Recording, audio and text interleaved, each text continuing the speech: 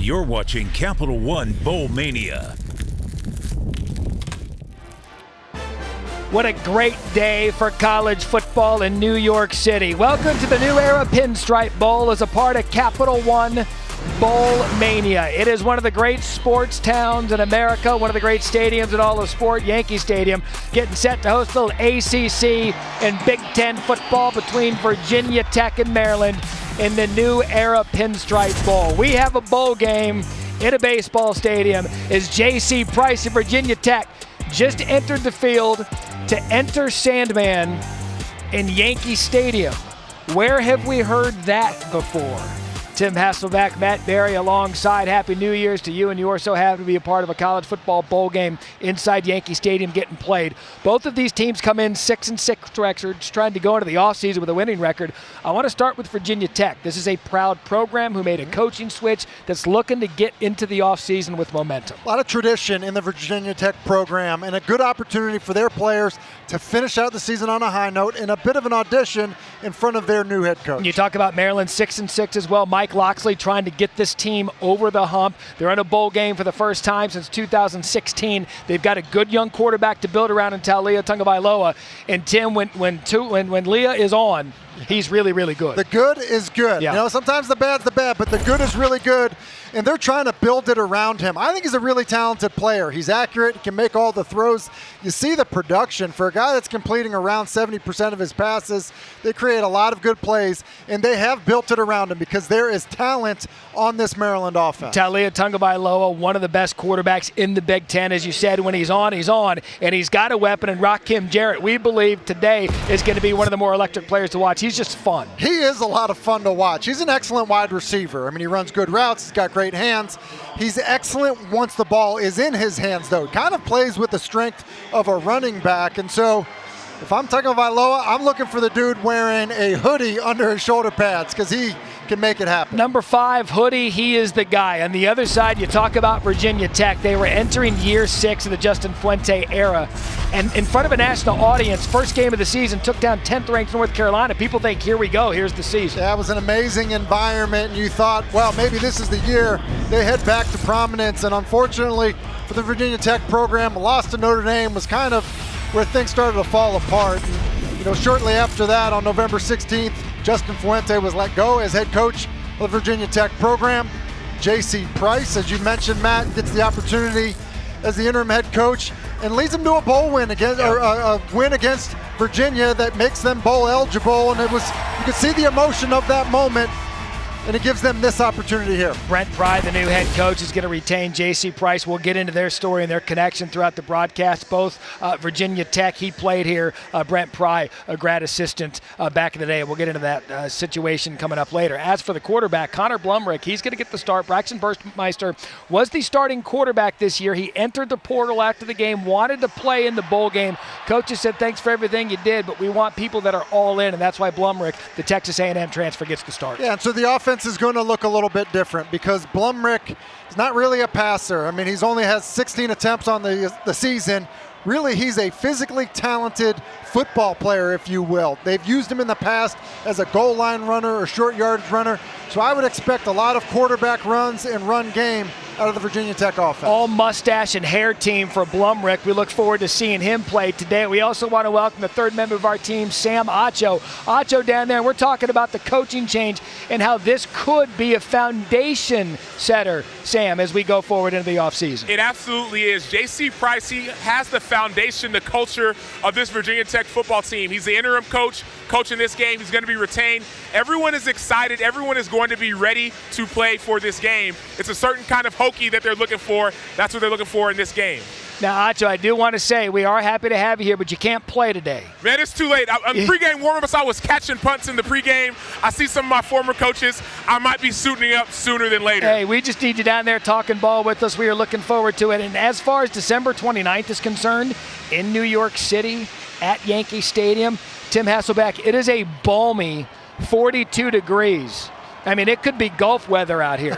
Light wind, 42 degrees. I know some people that have called this bowl game in single digits, so we might be sweating out here on the concourse as we get set for a little college football in Yankee Stadium. Maryland has won the toss. They've elected to defer, so we'll see Virginia Tech start the game on offense. We'll get a look at Connor Blumrick early in this game. It's going to be Keontae Jenkins deep to receive for Virginia Tech. Settle in, have some fun. 9 innings of good football underway at Yankee Stadium.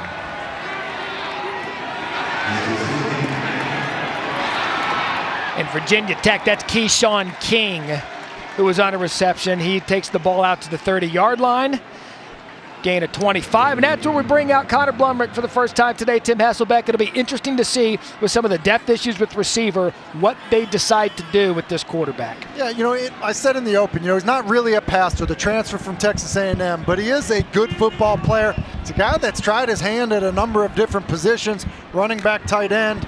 So I would expect quarterback run along with some of the more traditional runs that we've seen from the offense. Raheem Blackshear, one of the talented running backs. Keyshawn King, another running back. Virginia Tech with Blackshear towards the end of the season, along with Malachi Thomas. They were able to get the running game going there, a gain of 2. When you mentioned Blackshear, he's really a versatile player, Matt. I mean, they kind of a change of pace back, if you will, but they can line him up a wide receiver. They can hand him the fly sweeps. They can use him in the backfield like they're doing now. They spotted it for a gain of 1, 2nd and 9.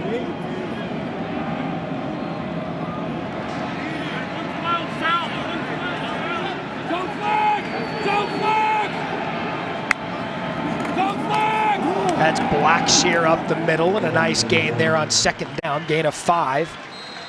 Tackled by Darrell Jackson. And Tim, you talked about some of the opt-outs, some transfer portal guys with Virginia Tech. You're going to see a lot of young players for the Hokies who get an opportunity to impress their new head coach. Yeah, that's why games like this are important and have different importance, for every different player that's out there. And so great opportunity for some young, lesser experienced Virginia Tech wide receivers in this game. So an early 3rd and 4 for Blumrick. Forced out of the pocket. Makes a man miss. He's going to be shy of the 1st down after a gain of 1, and that Terps defense able to force a punt. Lautez Rogers on the tackle, and a good job for the Terps starting out in this one.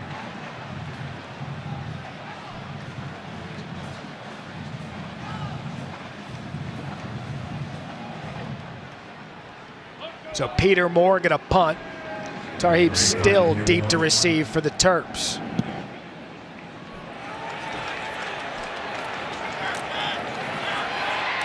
Still has some space. Still to the left, looking for a block. He's going to take it all the way. No flags. Touchdown, Maryland. 91 yards, and how about that for Maryland to start this game? Tarheeb Still, 92 yards, and he really went untouched. He did. It was a great job of the return team. It was actually an excellent punt. The ball was launched, but a great job of the Maryland return team just doing a good job of getting a hat on a hat, and then with still speed in space. And what a way to start. I mean, the Virginia Tech program, let's be fair, is known in many regards for their special teams. So to open up in the first punt of the game by Tarheeb Still, what a start.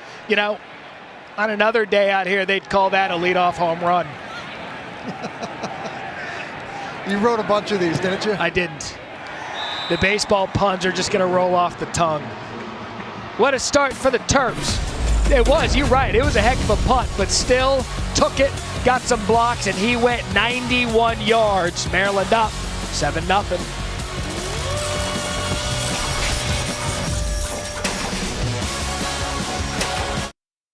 Start for Maryland here at Yankee Stadium. 7-0 New Era Pinstripe Bowl. Fans out in Monument Park. You basically come to a sports museum here at Yankee Stadium to see some of the legends, not only of this storied franchise, but of baseball in general. That was, by the way, that was the first punt return in New Era Pinstripe Bowl history. It was also a record for Maryland. Longest punt return in Maryland history. So if you're sitting in the dugout, we can tell you from our vantage point, the left field stands are some of the desired spots. Hasselbeck and I are up here in a suite out on the concourse. Really just a good setup overall. It really is a great setup, and I think, ultimately too, Matt, it's exciting to play a sport, even though it's not baseball, in this stadium because of the tradition. This is Chance Black, has a crease. Takes it beyond the 27-yard line, gain of 27. See what Virginia Tech has now. Connor Blumrick, they were 3 and out the first time around. You've got Blackshear, you've got some talented running backs. How are you establishing that just to get anything going? Yeah, I think the key is, the thing I would be most concerned about is staying out of known passing situations for Blumrick, who doesn't have experience as a passer. So stay on schedule like they did the last drive, get to a third and medium or third and short, so that you have the option to run the quarterback still on third down. They're going to give it to Blackshear right up the middle. That would be a good way to start the drive. I had mentioned some of the opt-outs at receiver. Trey Turner, he's headed to the NFL. He opted out. Tavion Robinson, probably their best receiver. He was in the portal already at Kentucky. And that's the interesting thing about this Virginia Tech team. They've had a lot of talent on offense. It's certainly not represented today necessarily with the experience. And Maryland, from what I've seen so far, has decided, look, we're going to play man coverage with a single field safety to challenge him. Blumrick going to keep that one, and that's what he does for this offense. Key block there, Almy Finau on the tackle, and a gain of 5. Yeah, and this is what we talked about, some of the things they can do. It's a bit of a read play. Blumrick decides to keep it, and because of his size and willingness to be a physical runner, they can run some of those read plays where he's a runner in between the tackles, not just getting out on the perimeter, which is more of what they would do with Braxton Burmeister. So 3rd and short for the Hokies. Blumrick going to keep it. That's going to be close depending on the spot. It looks like they're giving it to him down here.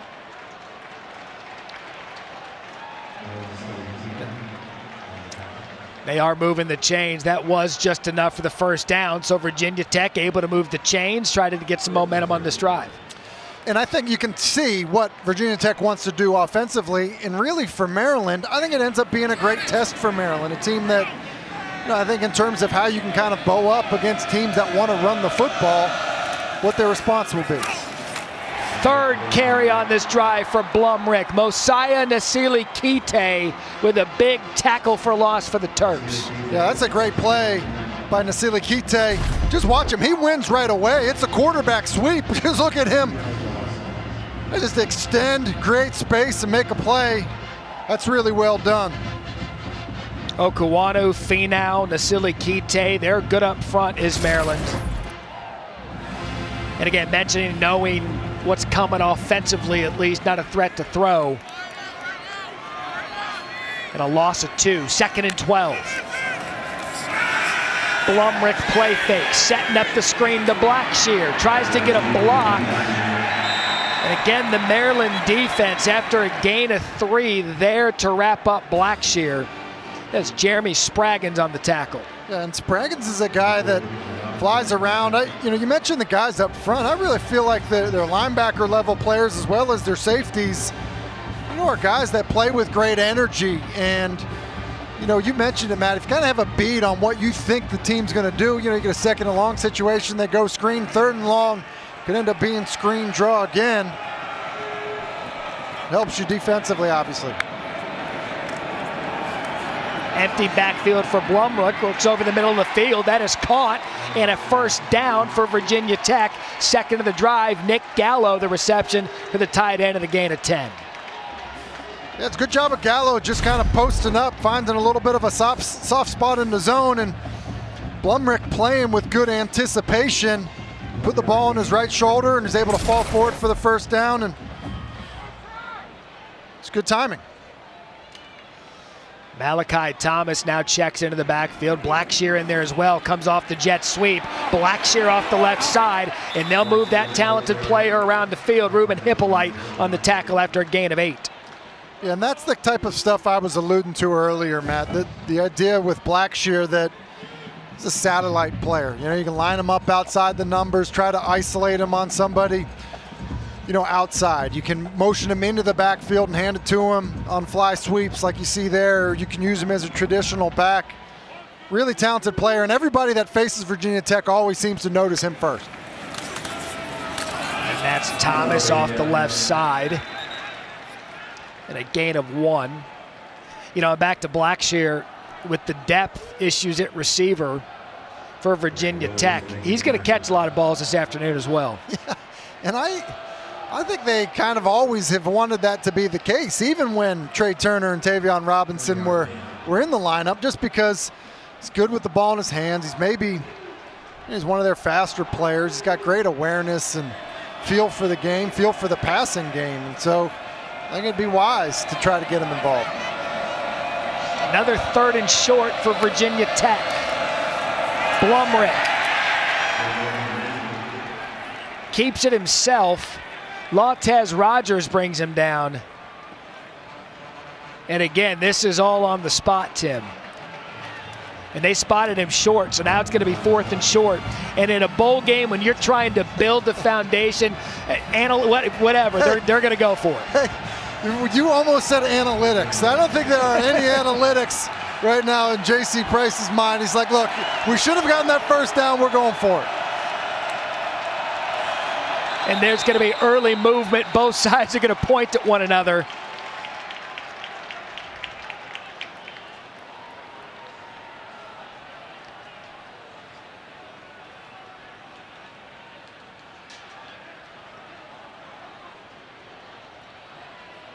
The Pac-12 officiating crew this afternoon.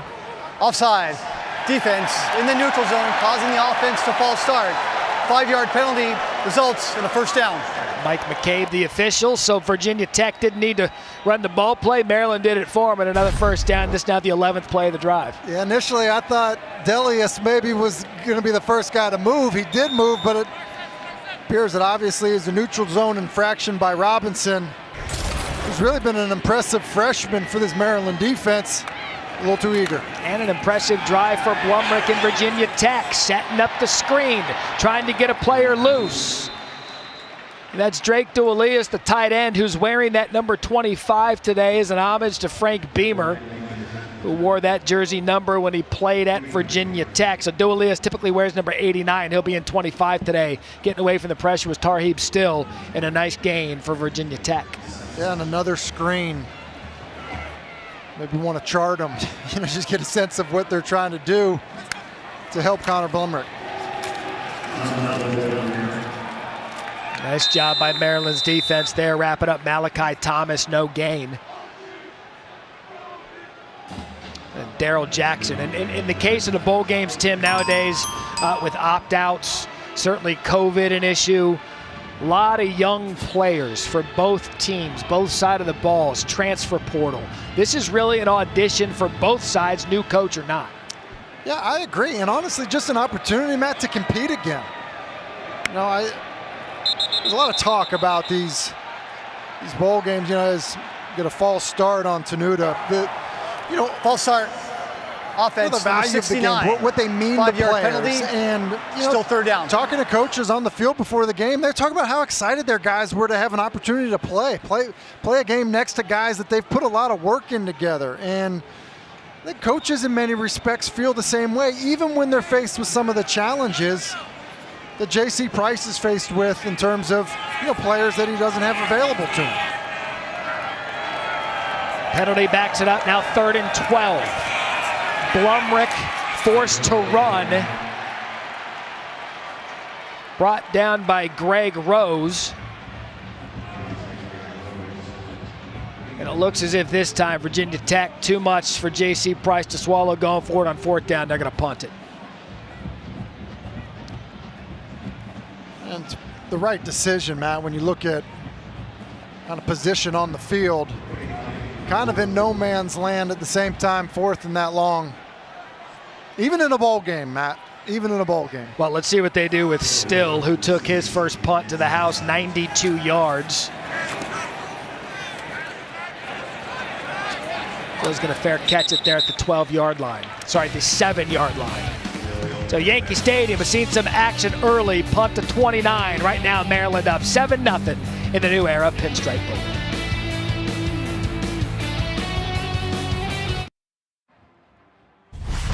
The New Era Pinstripe Bowl is brought to you by New Era. Visit us at neweracap.com. And the Book of Boba Fett, now streaming only on Disney+. Matt Berry, Tim Hasselbeck, Sam Acho back with you. You talk about the experience of the bowl games. Both of these teams visited the 9/11 memorial, and both coaching staffs said the players just absolutely moved by it. And what otherwise may not be a trip here to see something that affected our country so deeply. In about 10 minutes into this game, first time we're seeing Talia Tagovailoa and the Maryland offense, Tim. They got the punt return for their 7, so let's see what this quarterback Tagovailoa can do to get this Maryland offense going. Tayon Fleet Davis, the running back. He's talented as Fleet Davis is going to get the ball on first down and right up the gut, a nice gain of 7. You mentioned, you say, hey, what can they do? You know, Tagovailoa, I really think is a distributor. You know, you think of a point guard on a talented offense that gets the ball out to, you know, the guys that are on his team that can make plays. And I think there are plenty of playmakers on this Maryland offense where he can really spread the football around. Empty backfield now for Tagovailoa. Swings it left. Quick hitter and a good defensive play for Virginia Tech. That was Armani Chapman. As Chigozie Okonkwo gets the hit from Chapman and a loss of 1. Yeah, because Fleet Davis is the receiver that's spread out wide. Chapman is a corner saying, look, wide side of the field, running back out here.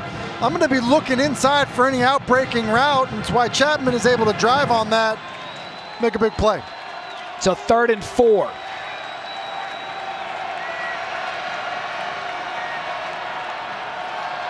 Fleet Davis in the backfield. Tagovailoa forced off his spot. Here comes the pressure. He just throws it away. And a great effort to get that pass out.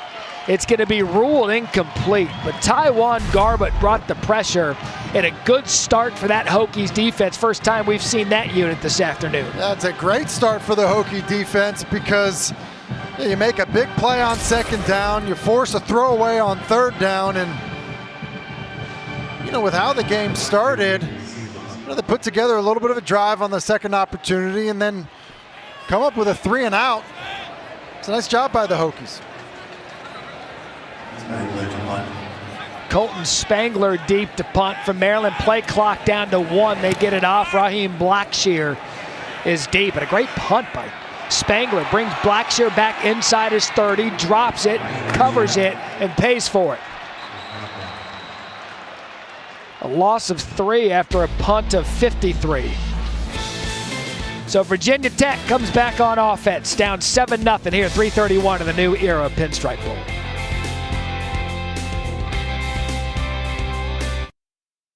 You know, oftentimes in these bowl games, you learn of connections, and that's the case between the Yankees and Virginia Tech. After the tragedy in 2007, the Yankees donated $1 million to the fund, the Victims Fund, and since then, both of these programs, Yankees and Virginia Tech, have kind of had that close bond, Tim, and today, look what Virginia Tech did on the helmets. They put the Yankees logo on the Virginia Tech helmets. That thing is sweet. It's sweet. I will also tell you, it's pretty remarkable the way the Yankees organization stepped up, and you just see the impact that it can have. You know, obviously the situation terrible at Virginia Tech at the time, and to have the Yankees organization do what they did and then have it still kind of, you know, reverberating through the school and the connection, and now here playing the game in Yankee Stadium. They get to pay it off here with a thank you in any way they can, putting the logo on the helmet. You see there the scrimmage that they went there. A-Rod, a part of those teams. What a moment, not only for Virginia Tech baseball to be a part of that with this Yankees organization. Probably you go Yankees, Lakers, Celtics, some of the more storied franchises in all of sports. And now here you are in the middle of Yankee Stadium playing a little college football. It's Blackshear on 3rd and 10. He's going to pick up 5. Jordan Mosley brings him down. Sam Acho's our guy down in the field. And Acho, early on, this Maryland defense looks like they came to play. They did, and I'm on this sideline, the Maryland sideline. It's a different kind of feel. It seems like the team is together. They're playing with each other, for one another. I was on Virginia Tech sideline earlier.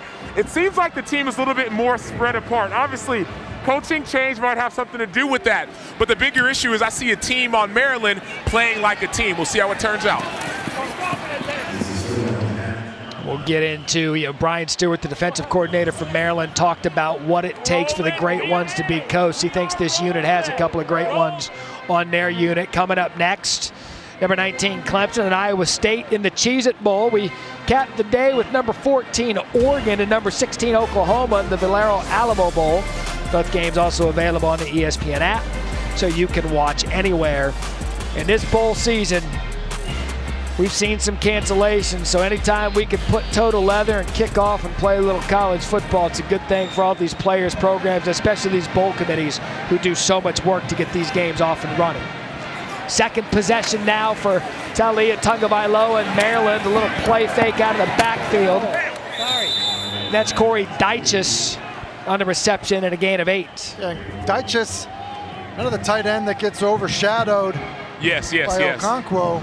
But ultimately, they've got depth at the position, and I think one of the things Maryland does a nice job of are some of those move the pocket plays, get the defense moving, and just an easy flat throw for your quarterback. Sets him up with a nice 2nd and 3.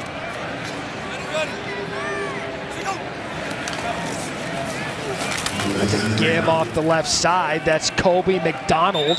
It's going to be a first down for the Terps. Back down to Acho. You look at Taulia Tagovailoa, every time he's in the pocket, the defensive coordinator, defensive line coach for Virginia Tech are reminding their players he scrambles to throw, not to run. So anytime he's moving around, he tells the guys, keep your hands up, stay in your rush lanes. He's going to throw the ball down the field.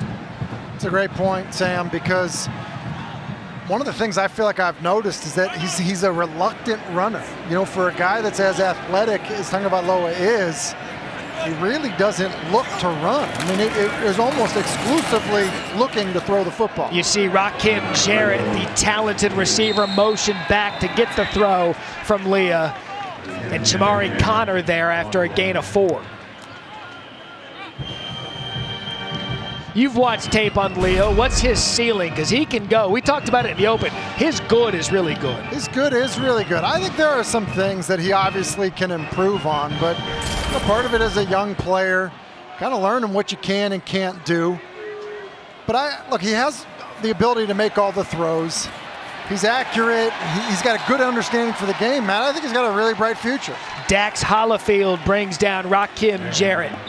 So Virginia Tech's defense has done a nice job the 2 times they've been on the field. That's going to do it for the end of the first quarter.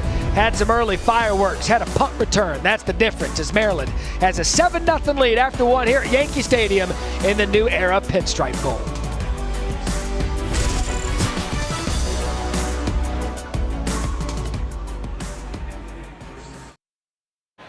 Start of the second quarter here at Yankee Stadium, New Era Pinstripe Bowl. Right now, Maryland on top, 7-0, courtesy of a 92-yard punt return.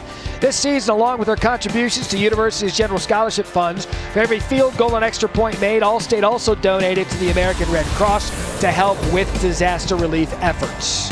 As always, thank you, Allstate. So we begin the second quarter, 3rd and 5 for the Maryland offense.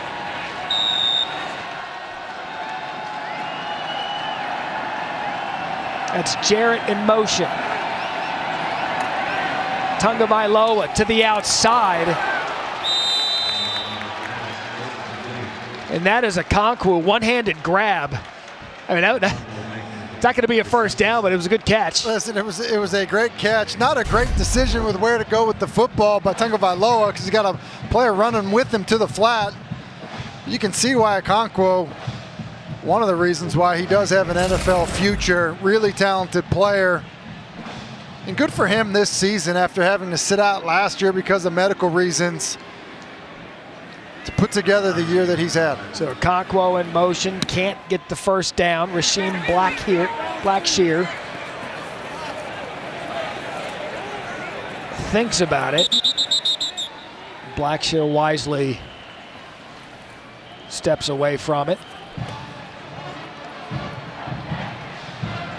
Early on, Tim, I mean, you break this thing down, total yards, 24 for Maryland, 48 for Virginia Tech. This is a big play special teams while we have a 7-0 lead. Yeah, you're exactly right. You know what? Virginia Tech defensively has done a nice job getting off the field. And, you know, offensively, they were able to move the football. Had a false start penalty, got them off the schedule. But other than that, I think they've done some decent things. That's Malachi Thomas. Nasili Kite on the tackle and a gain of 3. But look, we came into the same Virginia Tech. Their priority is going to be run the ball with Blumrick. He's 3 of 3, 16 yards, but they've been able to get Blackshear involved. They've been able to get their skill guys involved. They just have to finish the drive. Yeah, and how do you get your skill position players the football when you maybe are a little bit limited in terms of what you feel like you can do in the passing game? So we've seen it. We've seen screens. We've seen some quarterback runs. And so clearly they're trying to do the best they can to have their most dangerous players with the football. Fake to the outside. That Gallo, and a good opportunity there is a good example, Tim, of using the run to set up a throw at a gain of 3, bringing up 3rd and manageable. Yeah, and that's the key, I think, Matt, is getting into 3rd and manageables. And so, look, if you have a 3rd and 5, you know, spreading everybody out and having a quarterback run is not out of the equation. And so I think when you can at least present yourself with these opportunities, probably expecting man coverage, there's a little bit more at your disposal.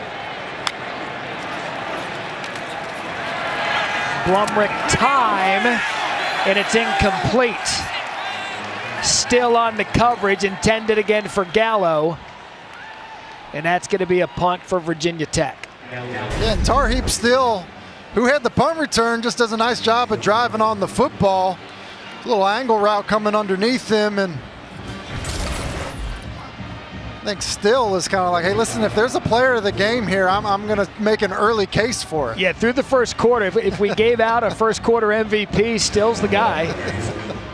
And he's also back deep to receive another punt. Virginia Tech's going to fake it. What a call by Virginia Tech. Peter Moore, who says punters aren't athletes. Grabs the snap, lowers his shoulder, grabs the 8 yards. Oh, it's a bowl game now, J.C. Price. Look at that. Just absolutely love the call. Backed up. 4th and 4. You get a freshman punter on the perimeter. Let's go. And look at, do it with some big boys up front too. You know, with the way people kind of do these punt protections now, you know, you're talking about a bunch of 300-pounders out in space. It's like, listen, you want a couple of New York City skyscrapers blocking for you? I got it. Follow me. That's how you make a punter feel real tough. Get him out front with some big hogs. Fun call. Good job. Acho, what do you got? Well, if you think about this, you're talking to J.C. Price before the game. He said the type of player that they have in Virginia is simple, tough, hard-nosed. That's the way that they're playing right now. It's not going to be pretty. It's not going to be stylish. Tough, hard-nosed football is what they're looking for. That's what you're getting. So 2nd and 8, Blumrick play fake, gonna take a shot deep. His guy is there, and it is caught. Jaden Payu, what a catch, what a throw, flag on the play, but a great delivery for a gain of 42.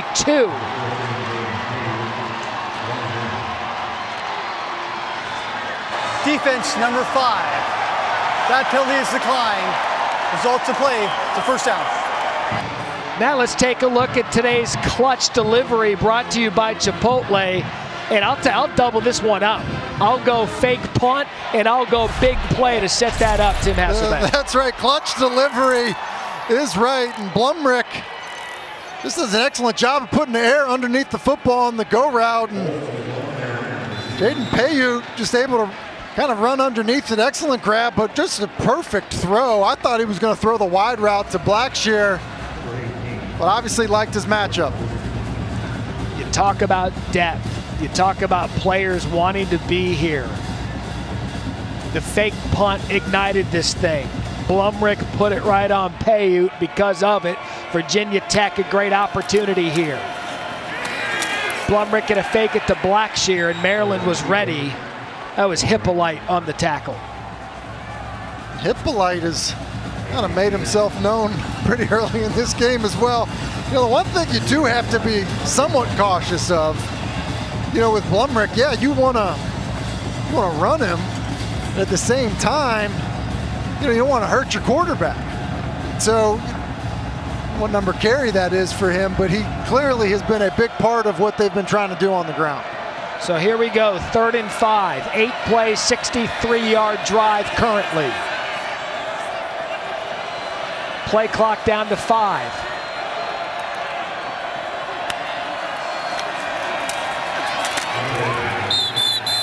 Blumrick keeps it. And a gain of 2. Nasili Kite and Spraggins combo on the tackle, and they're going to trot out the field goal unit. John Parker Romo going to try to get Virginia Tech on the board.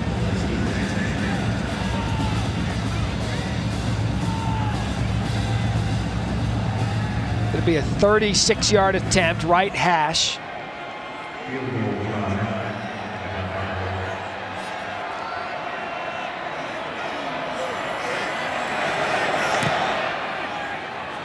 That kick right down the middle, and Virginia Tech gets on the board. So 9-10 plays, 65-yard drive set up by a fake punt. Now 7-3 Maryland.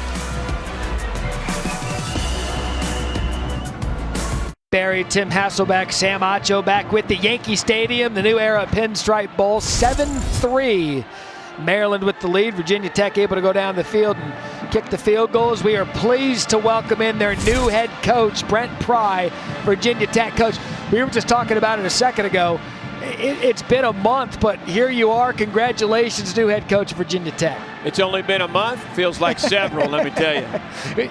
Watching that drive, when we called the fake punt, I immediately looked down at you and your face when that happened. You were all smiles. This is what bowl games are all about. That's right. Yeah, JC's being aggressive. I love it. That's how we're going to be at Virginia Tech. So JC embodies everything about the place, and happy to have him on board.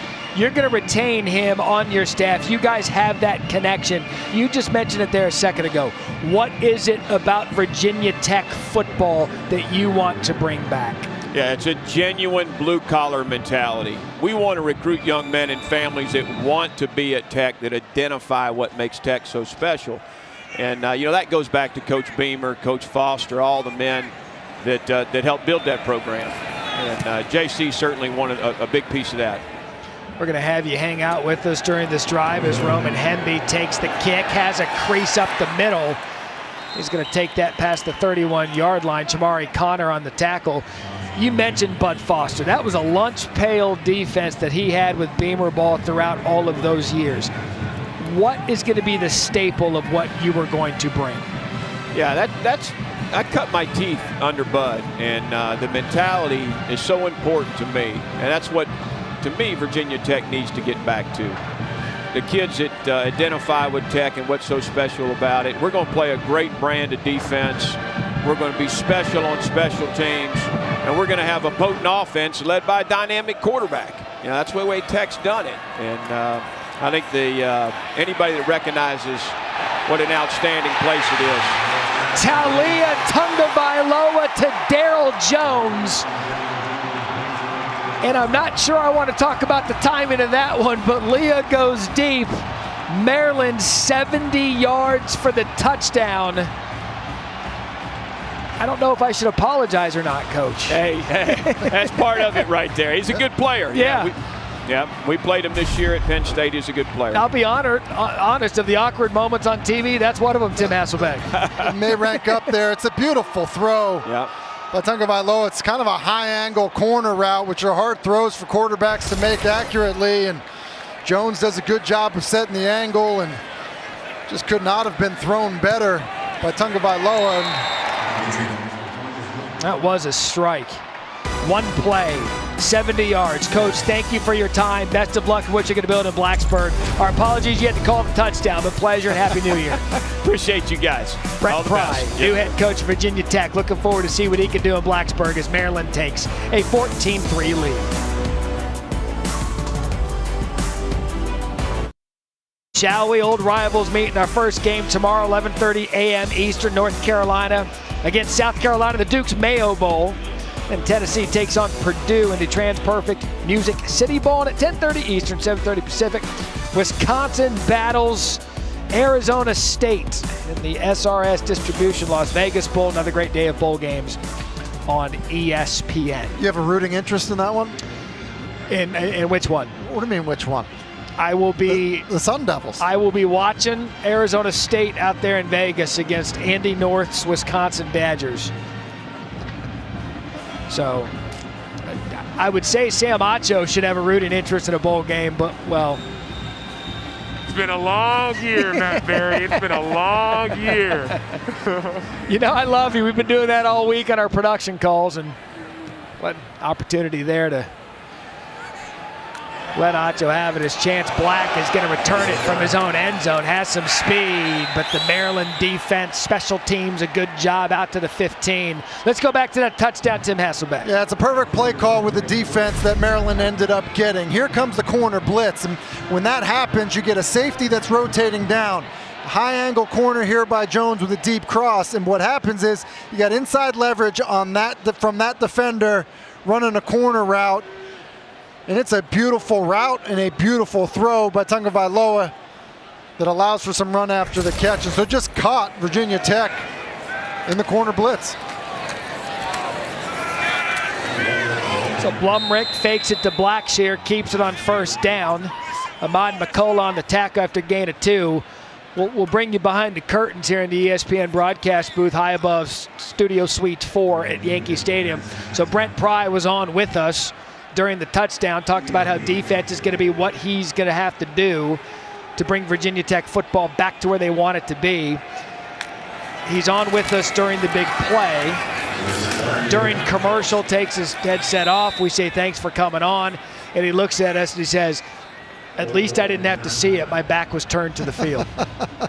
Well, he's right about that, and you were right about one of the more awkward moments on television, Matt, to have that happen. But listen, it happens. I mean, good defenses still give up big plays like we saw. I mean, it just was getting caught in a blitz. Perfectly timed call by Maryland. And listen, that's not an easy throw by Tagovailoa. He's a good player and finds Jones. 3rd and 2, the blitz is on the way. Blumrick had to get rid of it, and it's going to fall incomplete. But the pressure was on Blumrick immediately. And this Maryland defense is playing inspired. Yeah, they just bring pressure inside. They end up squeezing it. And Deshaun Holt, who's missed the last 5 games because of injury, lets Blumrick know that he's coming.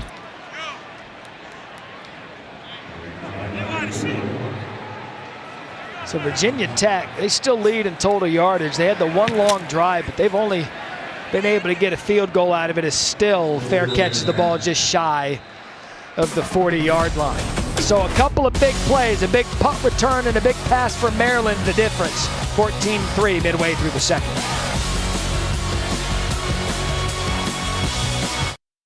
All right, let's take a look at the Bowl Challenge Cup standings brought to you by Progressive.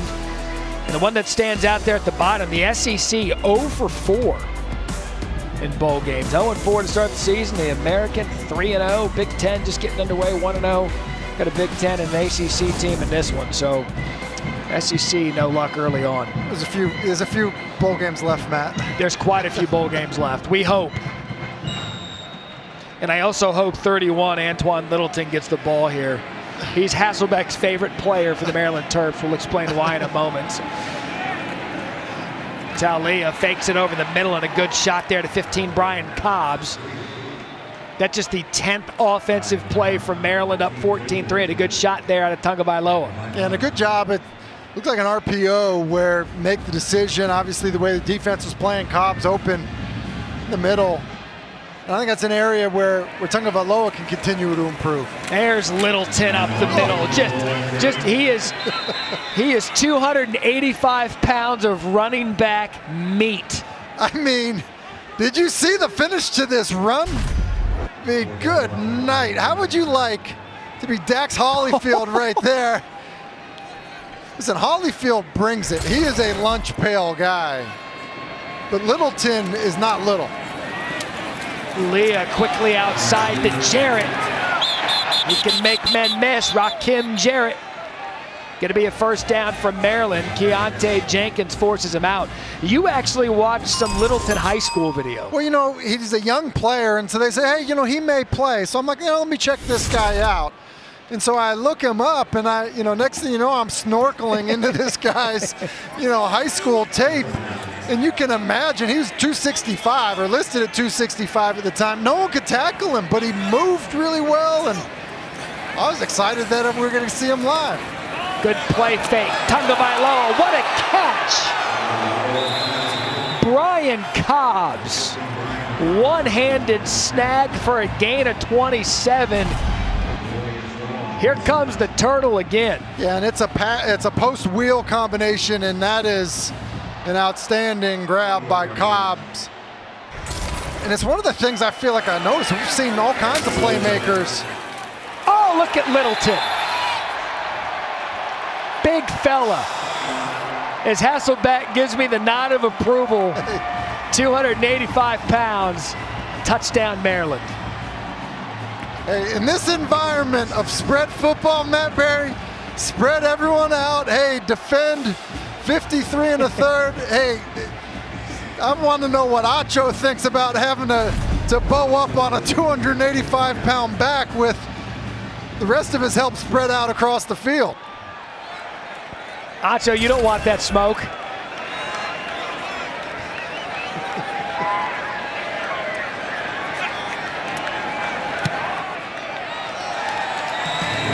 I think Loxley's smile said it all. Cobbs, the great catch here, one-handed, sets up the Littleton touchdown, and Maryland has created separation, 21-3. Here's 6:13 left in the second.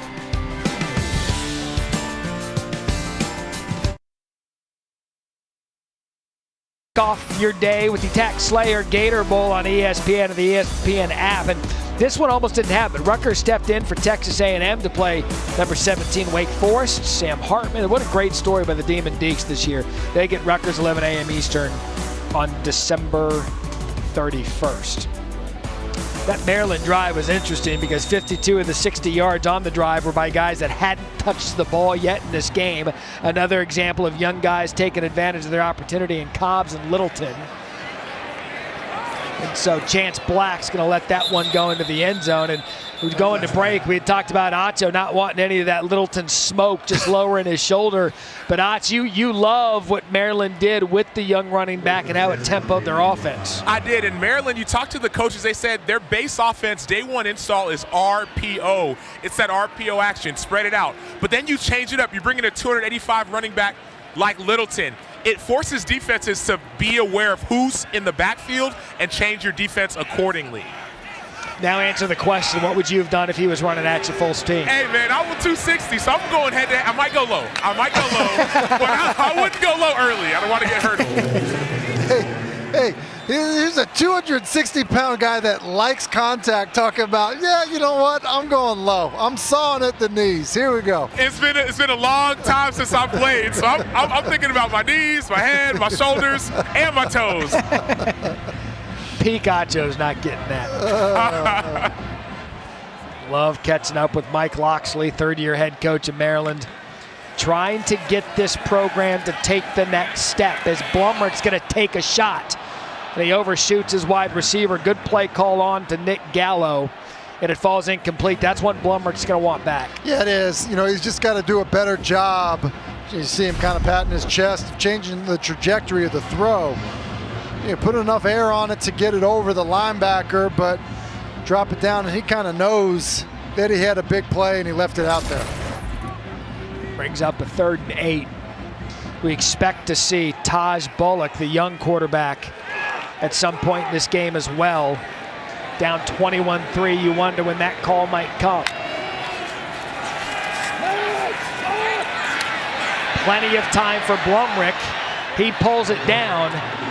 And Hasselbeck, when you've got a running quarterback and enough for a first down, if the read's not there, you know he's got that in the game to pick up the yards. He does. It's a good job of making somebody miss, too, to pick up the first down. And one of the things that happens, design quarterback runs are hard. You're essentially a running back, and, there's no element of pass. Part of what happens when you drop back to pass kind of spreads everything out a little bit, creates running lanes, and ultimately... And here's Bullock. We had talked about the young quarterback coming in. He's going to hand it right off right away. But they like his upside and the ability to throw. Yeah, and what's interesting here is I would think that you kind of start a drive with a young quarterback. But this is right in the middle of a drive, which is a very different element. And it may be something where he's just in for a few plays and comes back out. So Taj Bullock, 6'4", 228 pounds, out of Jersey City. So he's got family and friends, local area kid. They said if you're going to put a young quarterback in, hasn't played a snap all season. That was his first snap, but kind of a friendly environment growing up near here. He's going to give the ball to Malachi Thomas, bounces out the outside, but a good job staying with the tackle as Hippolyte has been all over the field this afternoon. Yeah, he has, because I thought that there was a chance that this one was going to bounce outside by Thomas. And Hippolyte did a great job like we've seen him do all throughout this football game. Watch Thomas here, ready to bounce this one out, and just see not able to outrun the angle from Hippolyte, who's really been impressive. So Blumrick back in, 2 plays for Bullock. He goes back to the sidelines. Now 3rd and 5. Designed run for Blumrick. Lowers his shoulder, takes a hit. They're going to be short of the first down after a gain of 3. Bo Braid. Let's take another listen to that hit as Blumrick lowered his shoulder on 3rd.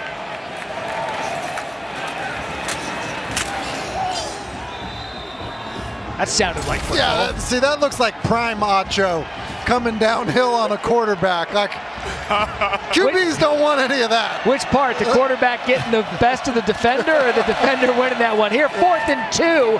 What a grab and a first down for Virginia Tech. Nick Gallo, we've seen a couple of times on 3rd down. Levante Gator on the coverage. But Virginia Tech moving the chains, player down on the field, and that's Gallo, who just came up with the big catch.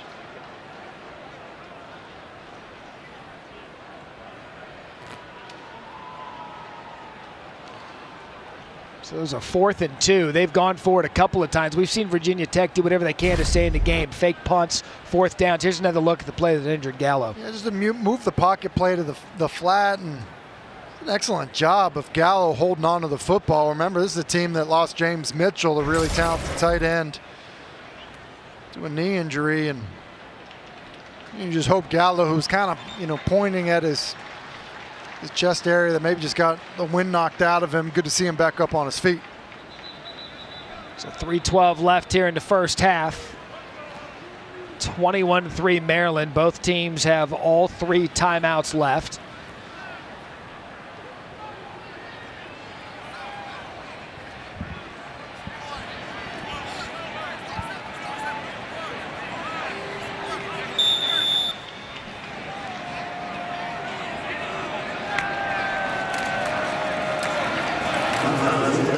Malachi Thomas up the middle. Remember, Maryland won the toss. They elected to defer.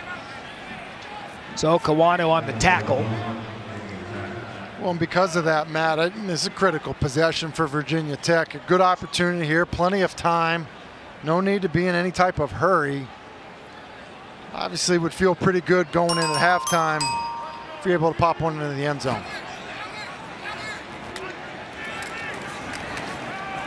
Blackshear.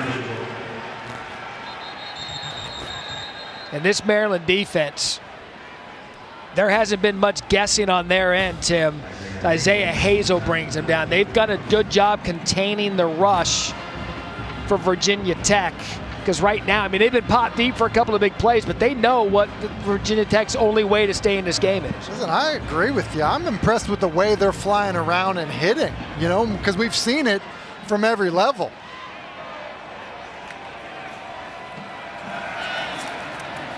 Another rollout, more Gallo. The tight end was off. He got injured on that 4th down conversion. He was back in to move the chains. Hippolyte brings him down at a gain of 12. Yeah, and Virginia Tech doing a good job of just creating a pick. You know, they kind of get this traffic out here, run everyone up the field, and get in the way. It's Jalen Jones essentially acting like he's looking for the football and allowing Gallo to get to the perimeter uncovered.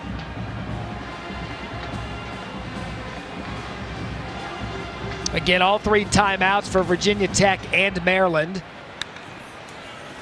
Fake to Blackshear. He's got him wide open. Virginia Tech. Malachi Thomas out of the backfield. And a great job by Blumrick making the read, and a gain of 34. Bo Braid brings him down. That's a good point, because they're running a post up over the top with Payut, and I thought that there was a chance that he might test it, but kind of run this rail route with Thomas going up the sideline. Good job of seeing it by Blumrick.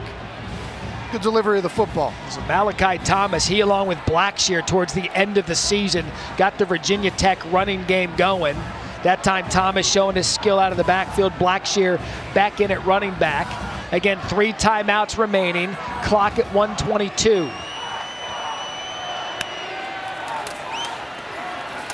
They're going to give it to Blackshear right up the middle for no gain, and you can do that with 3 timeouts. You can, and here's the deal. Virginia Tech has now run 42 plays offensively to Maryland's 14. The last thing you want to do... First charge timeout, Maryland. Is give 30-second timeout. Is give the ball back to Maryland with enough time to score. I think, you know, the plan here, yes, you want to come away with a touchdown, but with it just being Game second clock down, operator, please restore the game force clock them to take their to timeouts. 1:08. Let's check in now with Kevin Nagandi. Kevin? A&P, I got something on the sideline.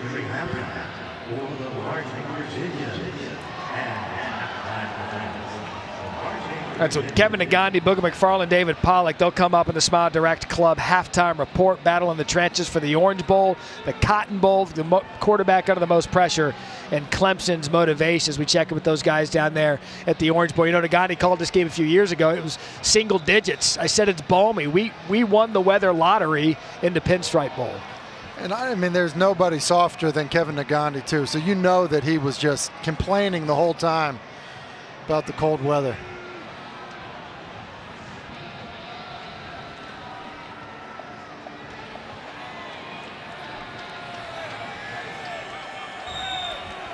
So 2nd and goal now.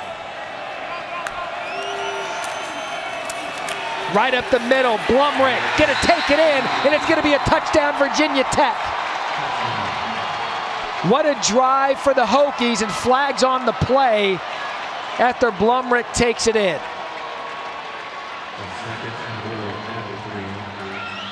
And this is the type of stuff that Connor Blumrick had been doing, you know, when he wasn't the starting quarterback. Use him in these situations, kind of just power football near the goal line. You see it was kind of bottled up. Just good strength and determination to pop it in. So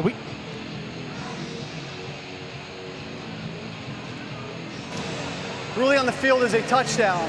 After the play, personal foul, unnecessary roughness, defense number 97.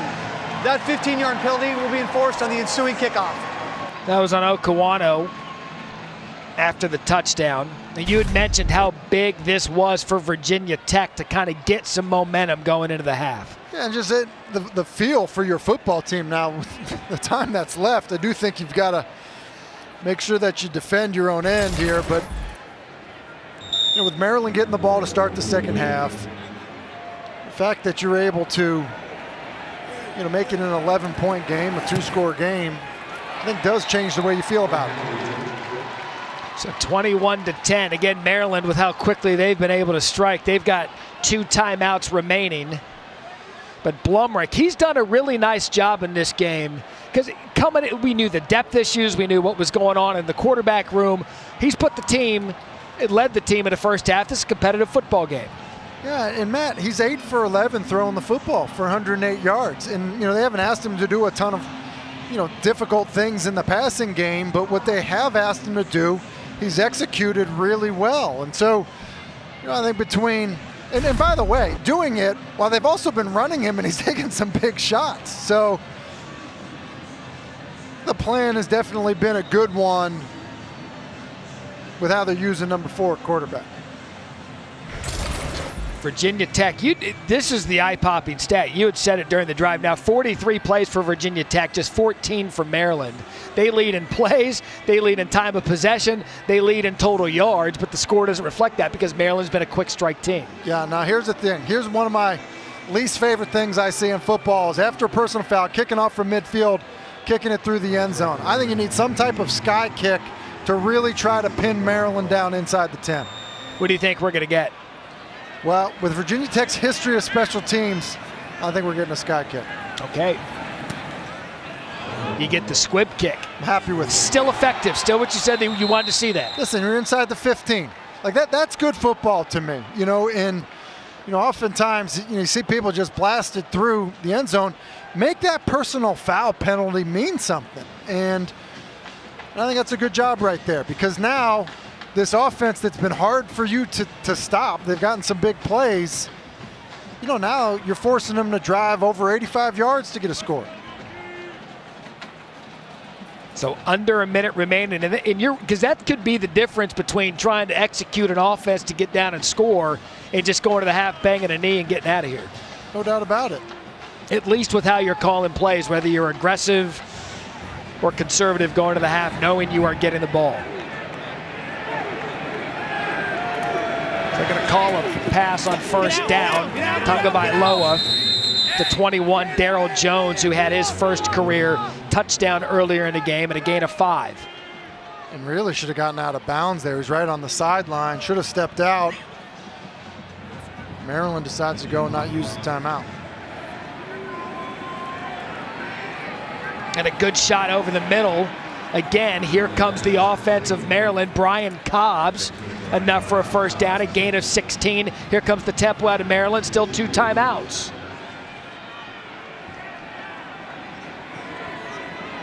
Under 30 seconds here in the first half. Tagovailoa wide open.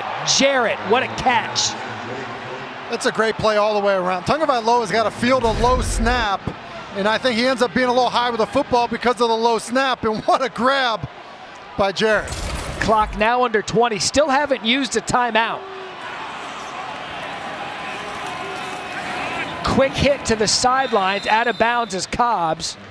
And I'm not sure why Maryland's not banging the timeout. Well, and I got to say, the one where Jones doesn't get out of bounds on the drive starter, I thought you could have called one there because he didn't get out of bounds. And then after the big play to Jarrett, here's the other thing you've got to consider. These receivers now have run a few routes. They end up getting tired. And so burning a timeout there, even though the clock stops with a first down, probably ends up being the better play. We're to first half for Taulia Tagovailoa, 13 of 14, 178 yards and a touchdown. 8 seconds remaining, up 21-10.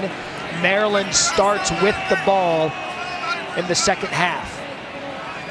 This is a situation, Matt, where anything in the middle of the field, you kind of got to declare yourself down to give yourself an opportunity to throw it in the end zone if they don't try to do it here. Taulia, again, that's what you're talking about.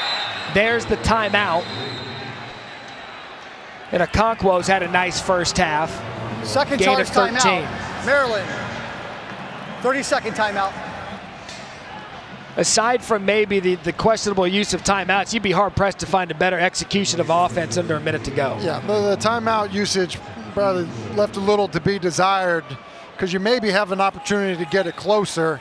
That being said, that was a really impressive drive by Tagovailoa. And you think about some of the throws, the one to Cobb, obviously the one to Jarrett after fielding a bad snap, and then that one there because of the timing was excellent. So Joseph Petrino on for the field goal attempt. Virginia Tech's going to use one of their timeouts. First charge timeout. Virginia Tech, 30-second timeout.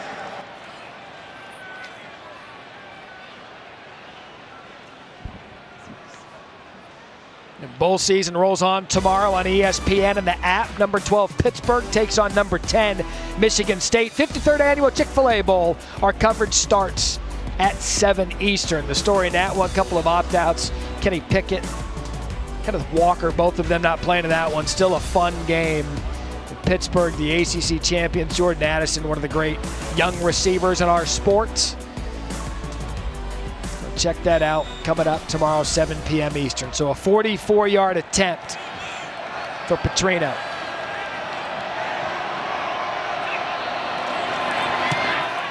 Kick is on the way, and Petrino nails it. So what execution out of Maryland.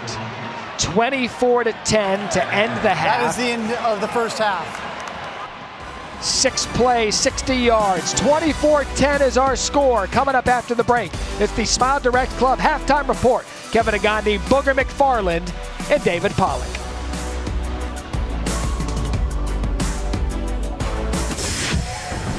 You're watching Capital One Bowl Mania.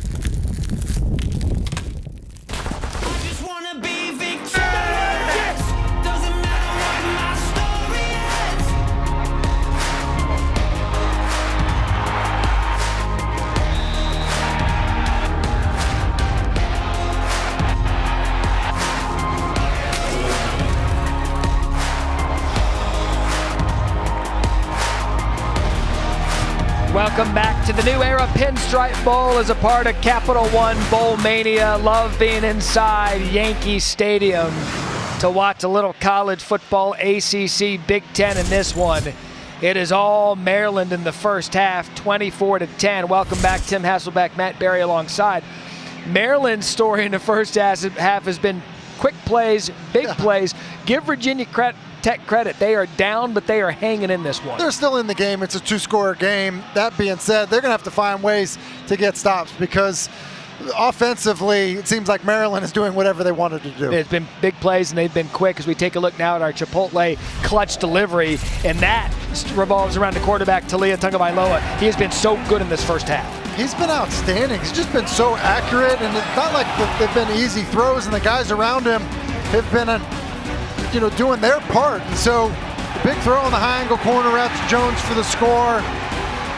Throw over the middle to Jarrett. I mean, he's been outstanding, and when you look at what he did in the 2-minute drive, that was also impressive. 14 of 15, 192 yards and a touchdown for Lee. As we take a look at our first half stats, brought to you by PlayStation. Tim, if I brought you some of these stats early on, you'd say, well, look at time of possession. Look at all of the stuff that Virginia Tech's been able to do. But Maryland has been the better football team since kick, and the score indicates that. They have been. Special teams plays, obviously, the big plays in the passing game, and the defense has been flying around. So Roman Hemby fair catches it. Ball's going to be spotted at the 25 as we check in with Sam Acho. I just finished talking to Coach J.C. Price of Virginia Tech. He said this game has come down to 2 plays. Number 1, the punt return. We talked about it. But number 2, it was a big touchdown that Tagovailoa threw. Apparently, Virginia Tech gave away their coverage, and that's how the play was able to be made. So he said, stay the course. We're going to be fine. Let's turn these 3-yard runs into 30-yard runs.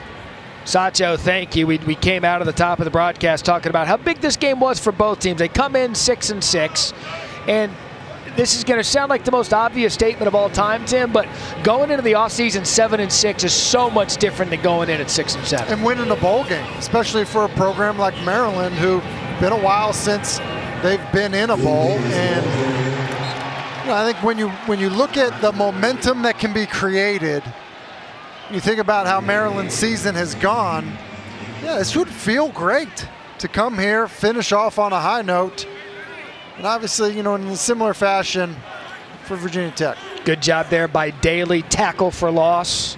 Actually, they credit him with no gain, so now 2nd and 10. Maryland's trying for their first winning season since 2014. And Tagovailoa just misses there over the middle. Okonkwo was the intended receiver. It's an RPO. Tagovailoa makes the right decision to pull it and throw it, and he has Okonkwo. See right there, just looking for a window. Doesn't seem to get enough on it. It is a little bit wet. It's definitely cold and kind of had a mist out here. Would not be surprised if the ball was a little slick at times. Had 13 consecutive completions until that incomplete. So now 3rd and 10 for the Terrapins offense to begin the second half. What a throw by Tagovailoa. He snuck that in between 3 defenders and Rakim Jarrett. I tell you what, that is good as going to get. It absolutely is, Matt, and you're right. He's throwing the corner route to Jarrett, but he's got to get it over the underneath defender, Chapman, who's trying to fall off of his route. And so it's got to be thrown with the air to the sideline, and then Jarrett just is able to run underneath it. He's been a lot of fun to watch in preparation for this game. Jarrett, about as good as any receiver I've seen this year. Right up the middle, Fleet Davis. 28 yards of physical running for Tayon Fleet Davis. We talked about Maryland. They strike quick. Here we go again. Yeah, and it's a great job of the guys up front. I mean, you get to the second level untouched. Just means the guys up front are getting movement. That's well blocked.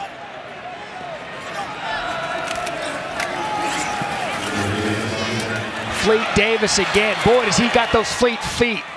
He made 2 cuts. That was good. That was another one you practiced, I think. Fleet feet, huh? Listen, that was really good as well. This one not blocked as well, and so this one is all Fleet Davis. Good job of having vision and balance, cutting it back, getting up the field. Mike Loxley, the 3rd-year head coach, he told us, he's like, we are developing this program. We are close. They are close to adding another touchdown here. Fleet Davis, but the Virginia Tech defense there, no gain. You know, and it starts with the talent. Loxley looked at us. He said, man, there are people coming into my backyard and recruiting players. I'm going to get those players from the DMV to stay put and play football here at Maryland. That is the key. Well, and I think that he's already done a really nice job putting talent on this roster. And, you know, continuing to do that, you know, you have a reputation as a guy that's a good recruiter. That's great that you're a good recruiter. You also have to be a good evaluator of talent. And those two things being married are how your program can end up being really good. Leah going to run the ball, designed run. He was following Littleton as we go back down to Sam Acho. Ach, what you got? Well, it's huge. You think about this coaching staff. They came from Alabama. They coached Jalen Hurts. They coached Tua. They coached Mac Jones. Now they have Talia. They say he has a lot of similar traits. He's very stern, very serious. When we see explosive offense, don't be surprised. They've done this before. Yeah, they told us Leah at practice, he's got to loosen up a little bit. Loves getting on his receivers and being the alpha of that offense, but I'll take a guy that cares over a guy that doesn't any day. Colby McDonald met immediately. Virginia Tech's defense. Keyshawn Artis in a big hit. Listen, talk about playing down. This is an Acho type play right here. Cool. Coming downhill like that. And Tim, I'm actually right here at the end zone. I felt that hit. I heard that hit. I almost jumped on the field to be a part of that hit. Yeah, the difference is you liked it. To me, I'm far away and I kind of backed up. Again, if you're seeing those Yankees logos on those Virginia Tech helmets, just a nice touch here for the bowl game. Naked boot for Tagovailoa, player wide open, and he overthrows Darryl Jones. The ball play was on there for a touchdown. Yeah, and he sees it. Tagovailoa sees it, and he has him. So basically the way you read this route is you're going to read the flat, the corner, and then you get to the over route. And so right now he's over, but because they're moving left, it's just hard for him to get kind of organized and get the ball there, which is why he was a little late and the ball was thrown high. And that's when we talk about development, next level for this quarterback. That's an example of it. It's a great example of it, you know, and kind of managing certain situations of the game, like area of the field, 3rd and 10, be smart with the football. Looked at Hemby, back to Jarrett, defense right there, and it looked as if Maryland was headed to the end zone this drive, and Virginia Tech. And that defense, Chamari Connor on the play, a great job holding the Terps to just a field goal attempt. Yeah, that's a big stop with how the drive started, and Chamari Connor has been a really good player throughout his time at Virginia Tech. It's a good job of just beating the block of Spencer Anderson, who's a good player out in space. And Shamari Connor kind of hitting like a linebacker coming downhill. 30-yard attempt now for Petrino. Hit one at the end of the first half. Snap clean, kick up. And another field goal for Petrino. More points for Maryland. So 11 plays, 63 yards, and 3 points. Terps up 27-10 here at the beginning of the third. Pinstripe Bowl right now. Maryland up 27-10. Looking for that winning record for the first time since 2014. Yankee Stadium in late December. The mascots love it. Mike Loxley, third season, trying to build this program. First 2 seasons, 5-12. This one, 6-6. This was his dream job. He said that this is where he wants to be. Came from Alabama, stayed with Alabama during the national championship run. But he's here to build this thing, and he believes he's got the foundation to do it. That's Chance Black going to try to make something happen on special teams. It's a good hard run just past the 25-yard line, over the 30-yard line. And a good example of that, Tim, is something you spotted when he was coaching up his quarterback, Talia Tagovailoa, after the missed and led to the field goal. I just love the demeanor. You see how he's coaching him up. He comes off the field. He's talking about, some of the things that happened in that last red zone drive. It's a conversation between both guys. He's not... he's teaching at this point, not screaming at his player. I like that demeanor. It's easier, I believe, to play quarterback for a guy like that. I think it's one of the reasons you're seeing really good play out of his quarterback. Sam, what do you got? Forget, when Tagovailoa had an opportunity to transfer, he decided to come to Maryland. He could have stayed at Alabama, but it took Loxley convincing Tagovailoa to come to Maryland. He said it's going to pay off. So far, so good. Of course, his brother Tua and Leah, both Alabama players. Loxley came to Maryland to be the head coach. Talia followed him. As Blumrick in a play fake, it has a man open and again misses him across the middle. It was Dualius, the intended receiver and the tight end. Deshaun Holt provided the pressure. And Matt, you're right. It's kind of a play fake off of a design quarterback run. We've seen that quarterback sweep, if you will, a few times. They're trying to run that to get the Maryland defense to react to it. And it was a good job of recognizing it by the Terps. So now 3rd and 7. Virginia Tech towards the end of the first half had some momentum offensively. Blumrick, a nice day throwing the ball off his back foot and nearly picked off. That was a dangerous throw there. Jordan Mosley had an opportunity, and Virginia Tech's going to have to punt. Yeah, Jordan Mosley smiling because kind of can't believe he lets this one get away. Just defending a shallow cross. It's thrown behind, and I think Ryan Clark says that's why they play defense when that happens. But man, it's a good job by this Maryland defense. They've played hard all afternoon. So that punt's going to favor Maryland, as Still tells his players to stay away from it. A little extracurricular activity after the punt, no flags thrown. Leah and the Terps get the ball after this.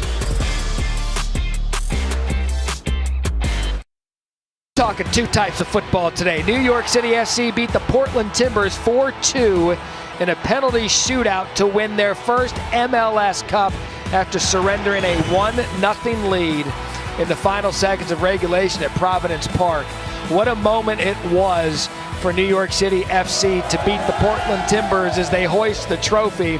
And head coach Ronnie Dyla made a promise that he would strip if the team won the MLS Cup. Now, sometimes coaches make these promises if and when something happens. Ronnie Dyla joins us now. Coach, you were a man of your word. You did do that, and first of all, I want to thank you for showing up to the booth dressed today. Thank you for coming here. It's a great experience. Yeah, what's it like for you to watch college football here at Yankee Stadium? It's fantastic to see how many people here and how many people is involved and the atmosphere. So it's a little bit envy for me to see how important the college football is here. Is a big thing. It was also a big thing. First New York championship for a New York franchise since 2012. And these aren't just any franchises. These are the Yankees, the Knicks, the Jets, the Giants. What a moment for you and your franchise. Yeah, it was unbelievable. You know, it's a great thing. We're a very young club, and now finally win was a big thing for us. So it's good to show New York from a good side as well, and finally we win something. Now, do we have the video? I believe we have the video, Coach, of you keeping your word if NYFC won the MLS Cup. So here it is. What was the temperature this day? It was so warm inside, so there's no problem. I mean, this is incredible. And then you get down and you do some push-ups. Big play here for Maryland. I don't even know if there's a way to make a transition from that to this. But did your team make sure that you lived up to your word? Yeah, I felt it all the time afterwards that something had to happen. So we keep on winning and we keep on doing it. You know, that was worth it. So walk me through the offseason. Walk me through what's next. Now, of course, it's a quick turnaround for us. It's 1 month off, and then we start already 15th of January. And we go play our first game in Costa Rica, the Champions League game, in 16th of February. So we're looking forward to that. The 1st and 10 here from Maryland. Good job by Talia using his feet, but the Virginia Tech defense catches up with him. So, Coach, we talk about this. We talk about this all the time, how this is called American football because you believe that football is football. Yeah, in Europe, football is in your words soccer. So, but I can see how big American football is here in America, and I'm no problem with calling soccer here. Ronnie Dyla, head coach, NYFC MLS champions. Coach, congratulations. Good luck in the next season. Remember, first New York franchise since 2012 to win a title. Thank you so much for your time, and Happy New Year. Thank you. You too. Tim Hasselbeck, there was no promising of any clothes or anything like that in our booth. It's become in vogue now. I mean, I think Beamer and Mac Brown said they would take a bath of mayo if they won the Duke's Mayo Bowl. Where do you lean on? Where do you land on that? Yeah, I think we need to be careful about the things we're promising we'll do after wins if you're some of these coaches. Like, you know, there's a saying in football, KYP, know your personnel. So, like, you know, like, I don't know that Mac needs to do that into Mayo. So 3rd and 8. Roman Hemby in the backfield. Tagovailoa plants that back foot. Gets it out to Daryl Jones, and he's going to be short of the first down. Now, Sam Otto, you know Mac Brown well. She was doing the Soldier Boy dance before games. She was doing whatever it took to find ways for us to win. And so when Mac Brown says he will bathe in Mayo, Mac Brown will definitely bathe, get dumped, do whatever it takes to get a win in Mayo. But Sam, don't you think there's a better, you know, like a better reward for the players? I mean, No. If I'm a player, first of all, you say know your personnel, know your personnel. That is Mac Brown's personality. But secondly, if I'm a player, I want to see my coach in Mayo. I'm going to play harder. I'm going to do more to see my coach. Like, who does that? Nobody gets dumped in Mayo, especially a coach who gets paid millions of dollars. Give it to me all day, every day. Eli Adams, an injured Virginia Tech player. Good to see him come off under his own power. But the bigger question here, what's our opinion of mayonnaise in general? Ooh, not a fan. Not a fan. Now, we are a fan of Duke's Mayo, and we are a fan of the Duke's Mayo Bowl. But in terms of mayonnaise in general, well, you know, Acho's going to leave that one out. I've been with Acho on many a Saturdays this fall. He keeps his diet neat and clean. I try to, and then you think about, like, a little mayo is good. You put a lot of mayo, I kind of, you know, a little bit too much for your boy. Perhaps a bath way too much. So 4th down here, 4th and 4. Loxley going to go for it here, up 27-10 midway through the 3rd quarter. Plenty of time for Tagovailoa. Keeps his eyes downfield, has a receiver come wide open. It is Daryl Jones. Daryl Jones, touchdown, Terps. 32 yards, the second score of the afternoon. Came into this game with no career touchdowns. Now 4 catches, 113 yards, and 2 scores as Maryland separates themselves. I'm here in the corner of the house right there for that. And listen, that was awesome because Tagovailoa, I think initially wanted Okonkwo, kind of just didn't have a lane to get it to him. And so as he kind of escapes out of there, is able to find Jones, who really has been impressive today. Didn't have a touchdown coming into the game, now has 2. That was a great run after the catch. You know, after that last drive, Maryland had set a school record for passing yards in a season, and Talia just keeps adding to it. 18 to 22, 256 and 2 touchdowns. It is all turtle here at Yankee Stadium. A lot of big plays, a lot of home runs. 34-10 Maryland.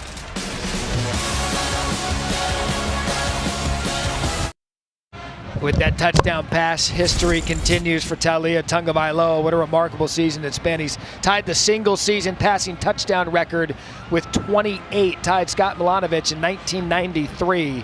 And now Maryland all over Virginia Tech here, 34-10.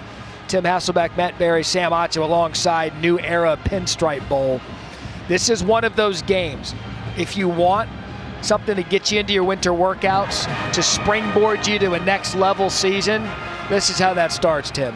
There's no doubt about it. And for a program that hasn't been to a bowl game, players that haven't been to a bowl game, to come and then put out a good performance, yeah, it's definitely something you can build on. You know, coaches talk all the time about the extra practices that you get, and the extra time together as a team. You know, I just think there's a bonding element to that. I think it's real, and I think it's also something that Mike Loxley can sell to recruits, can talk about in the area, you know, as he recruits the DMV. And yeah, I think that these guys should feel great about how things have gone today. Kept using the word develop. Got to keep developing this team. Got to keep developing this program. We're in year 3. We had the COVID year. Came in late after the Alabama championship. This is something that he believes he has the foundation. It starts with that young man right there playing quarterback. Now, after the touchdown, there was an unsportsmanlike conduct penalty against Maryland, which is backed the ball up to the 20-yard line. You know, we have this bowl game conversation all the time. You know, there are too many bowls. Why are 6-6 teams getting in? We're rewarding mediocrity. I can't stand that conversation, because when you're a team that's 6-6 and you're trying to get to that next step in building your program, or in Virginia Tech's case, getting it back to where it used to be, this game's everything. It is, and it gets, you know, developmental reps, you know, in the practices, in the games. Look, I could just speak as a guy that was playing for a program that had a bowl drought. Chance Black. Give the kicker the credit, Joseph Petrino. You know, back in the day on College Football Final, Joey Galloway would give the Matt Berry Rudy Participation Award. We'd give those to kickers. Chalk went up for the kicker there, Petrino, as we look back at the last touchdown, and Talia Tagovailoa tying the single season record. Yeah, it's a nice job.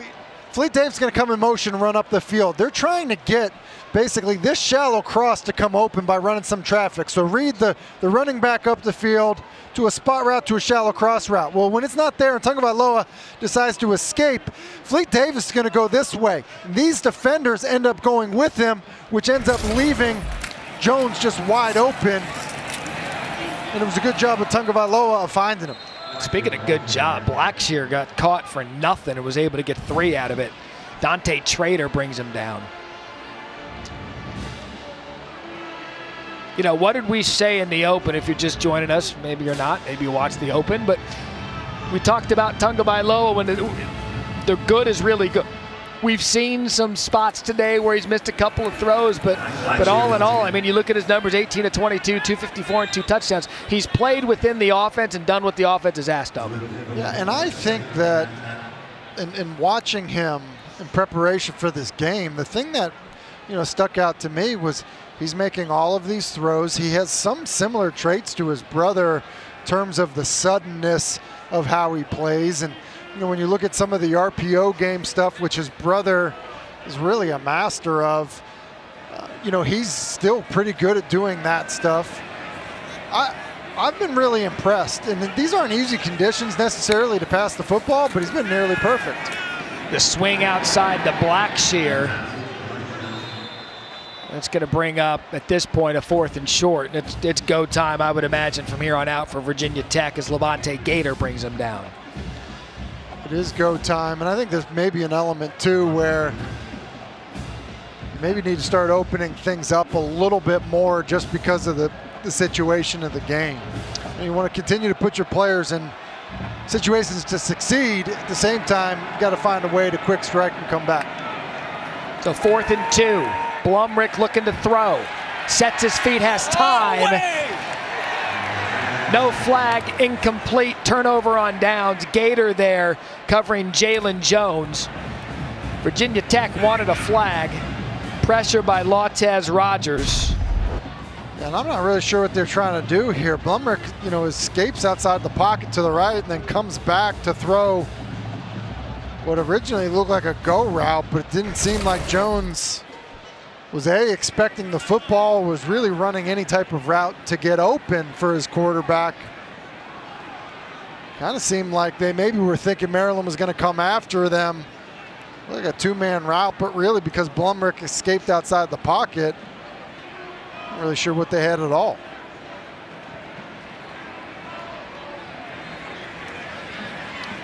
Some more offense now for the Terps, up 34-10. They keep it on the ground. That was Roman Hemby. And gain of 2. Coming up next, number 19 Clemson and Iowa State, the Cheez-It Bowl, and we cap the day. Number 14 Oregon, number 16 Oklahoma, the Valero Alamo Bowl. Both games are also available on the ESPN app, so you can watch anywhere. Well, big game Bob Stoops going to be on the sidelines. Couple of programs in Oregon and Oklahoma with coaching changes. Mario Cristobal down at Alabama. They made their hire. Did Oregon, and then Oklahoma, Brent Venables. Both those teams hired a couple of defensive coordinators, one involved in the college football playoff. Venables, of course, had a great career at Clemson as he takes over that program. Now 3rd and 7.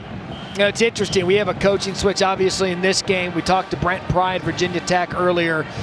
But it's one of those coaching changes where there's going to be some semblance of continuity because J.C. Price, the interim, is going to be retained. He played back in the day, 95 Sugar Bowl team. Brent Pry, a grad assistant on that team. So there is a coaching change, Tim, but a little bit more continuity than we're used to. Yeah, and familiarity with the program, much like Brent Venables, going to Oklahoma. And I do think that the element to that is because it is critical for coaches to know the makeup of the program, know the type of players that are attracted to come to the school, and know what the fan base is like, and know what the athletic department is like. And so I do think, as you see Brent Pry, as you mentioned, a grad assistant, and obviously J.C. Price, a very good player here with Virginia Tech, that stuff matters. And I think that it can kind of help create and build the identity of your program. There's Roman Hemby to the second level there, untouched, gain of 8. We were talking to Coach Price before the game, and he knows what it takes to be a Virginia Tech player and what they're looking for, because he was one of them. Coach Loxley saying Maryland, his dream job. He knew what it was going to take to succeed at Maryland. And coaching fit matters. It matters to the program. I bring up Mario Cristobal at Miami, a great offensive lineman in his own right at the U. He knows what it takes to become great at that university. Matt, I think it's a great point because Mike Loxley, I think part of the reason he says, hey, I'd love to be at Maryland is I know the players in Maryland. And J.C. Price, who's going to stay on the staff, like he knows what it means to be a lunch pail guy. And he knows the history of Frank Beamer and what they did on special teams and what they want to do on special teams. And so I think it's important. I think it's one of the reasons guys are attracted to go back to places where they've either coached or played in the past. Play fake for Talia. Sees everyone's covered. Middle of the field, wide open for Tagovailoa. And that is a great job of a quarterback seeing what was available. And he took off for 22 yards, a little slow to get up. A little slow to get up. Good to see him on his feet. And I will tell you one area of his game where I feel like he could be better would be the willingness to do this. I think he's a really good runner. He's, you know, with his size, his athletic ability, the way he's, you know, kind of structured, I would like to see him run more. And I think it would be one of the things that would help things open up a bit in the passing game, but also control how people decide to rush him as a passer. See Dino Tomlin there in motion, son of Mike Tomlin, right up the gut. Almost scored, did Roman Hemby. Brought down by Dax Hollifield. Going to gain a 7. I think the guys up front for Maryland have done a nice job today. You just look at this open up. It's a gap scheme, pulling the guard and the tackle and kicking out. It's a good job of getting to the second level, and Hollifield just holding on for dear life to get Hemby down. Under a minute here in the third quarter. This touchdown would all but do it. If Maryland was able to punch it in, go up 41-10. Already a nice cushion here heading into the end of the third quarter. Tim Hasselbeck, I spy I formation. Let's go. And that's a touchdown for Hemby. This Maryland offense clicking on all cylinders. 8 plays, 59 yards. And now 401 yards total offense and complete domination in this game. You can say all cylinders when you get into the I formation, Matt, you're right, and decide to pound the football and your running back takes a defensive lineman into the end zone. And a lot of good things on that drive for Maryland. Obviously the scramble, the Tagovailoa, and then some good power football and good running by Hemby. Jesse, Joey, and I were in studio yesterday, and we were watching some ACC classics on ACC Network, and it was Florida State and Florida. And Palmer's in there calling ball plays. Of course, he played for Steve Spurrier at Florida. But it was a lot of I formation. And it was literally like seeing dinosaurs roam fields, open fields, of how great it was to see I formation. So that was just nostalgia for me. Let's bring it back. Hey, it's amazing how fast, you know, things change in football. I remember when Joe Gibbs came back to coach in Washington and watching cut-ups from the last time he was there, and the receivers were in three-point stances, Matt. Some of those guys were looking around like, no, we're not going back to that. And that was I formation power football, and Hemby taking Panay into the end zone. Something so pure about little eye back. I believe Dean was the quarterback for Florida. Charlie Ward. I mean, look, if it was good enough to execute back then, that's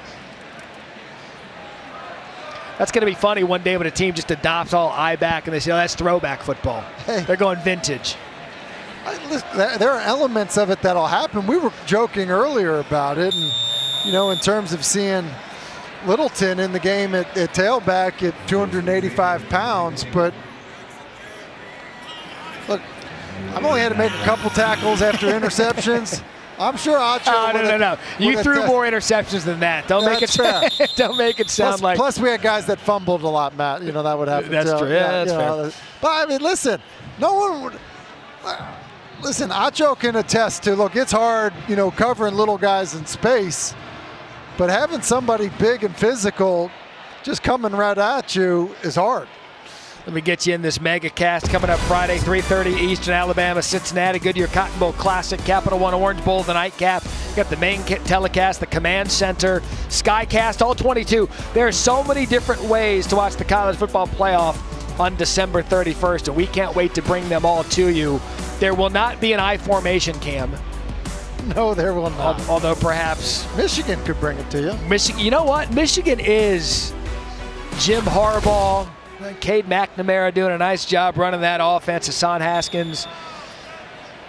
They've done a good job, Michigan has, in a year where there weren't many expectations. Blake Corum. Cannot wait to watch that game here as we tick down here into third quarter. Blumrick, just all kinds of turtle on him. And that likely the final play of the third quarter. We came into this New Era Pinstripe Bowl, and the biggest storyline coming in. One of these teams 6-6 coming into this game. One of them would leave the season with the winning record. Right now it looks all Maryland and Mike Locksley. 41-10, final quarter coming up from Yankee Stadium in the New Era Pinstripe Bowl right after this.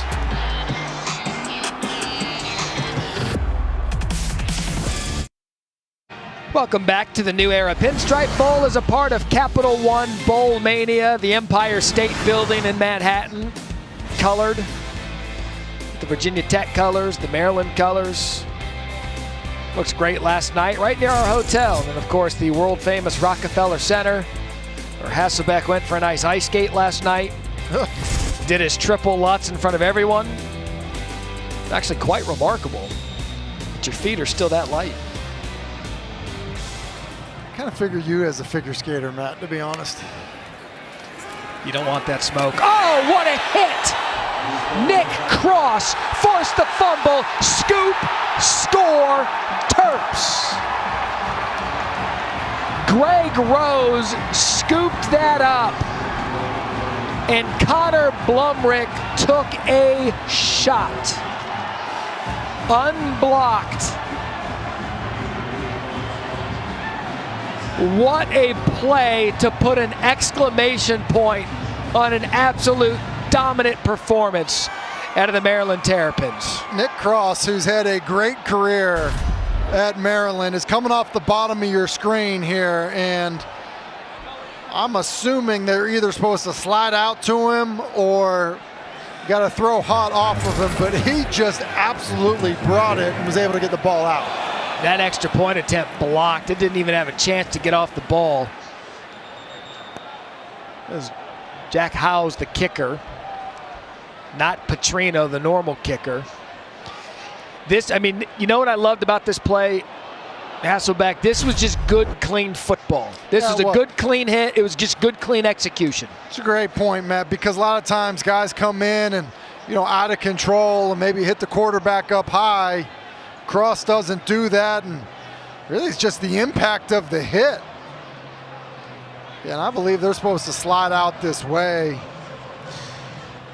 Hey, let's bring in Sam Acho, because Acho, you and I have had healthy arguments on Saturdays about targeting. They should clip this tackle off and show it for how to properly tackle, keep football physical without getting a flag. Man, y'all should have seen me on the sideline when the play was happening. I was hyped. I'm sitting right behind Greg Rose right now, the guy who scooped and scored.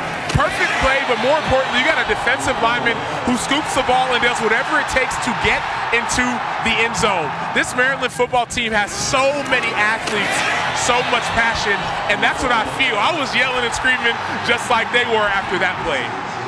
I think that's where we missed. We should have had a New Era Pinstripe Bowl. Acho cam. Acho cam. That's what I need. I need an Acho cam. Any good defensive play, I am here for it. Hasselbeck, you handle the quarterback stuff. I'm going to take care of the defense. Acho brings up a great point. He's like, Greg Rose was not getting tackled at the one. He's like, this is my chance, baby. Let's go. He wouldn't have heard the end of it if he got tackled at the one from his teammates. Chance Black brought down just shy of the 25.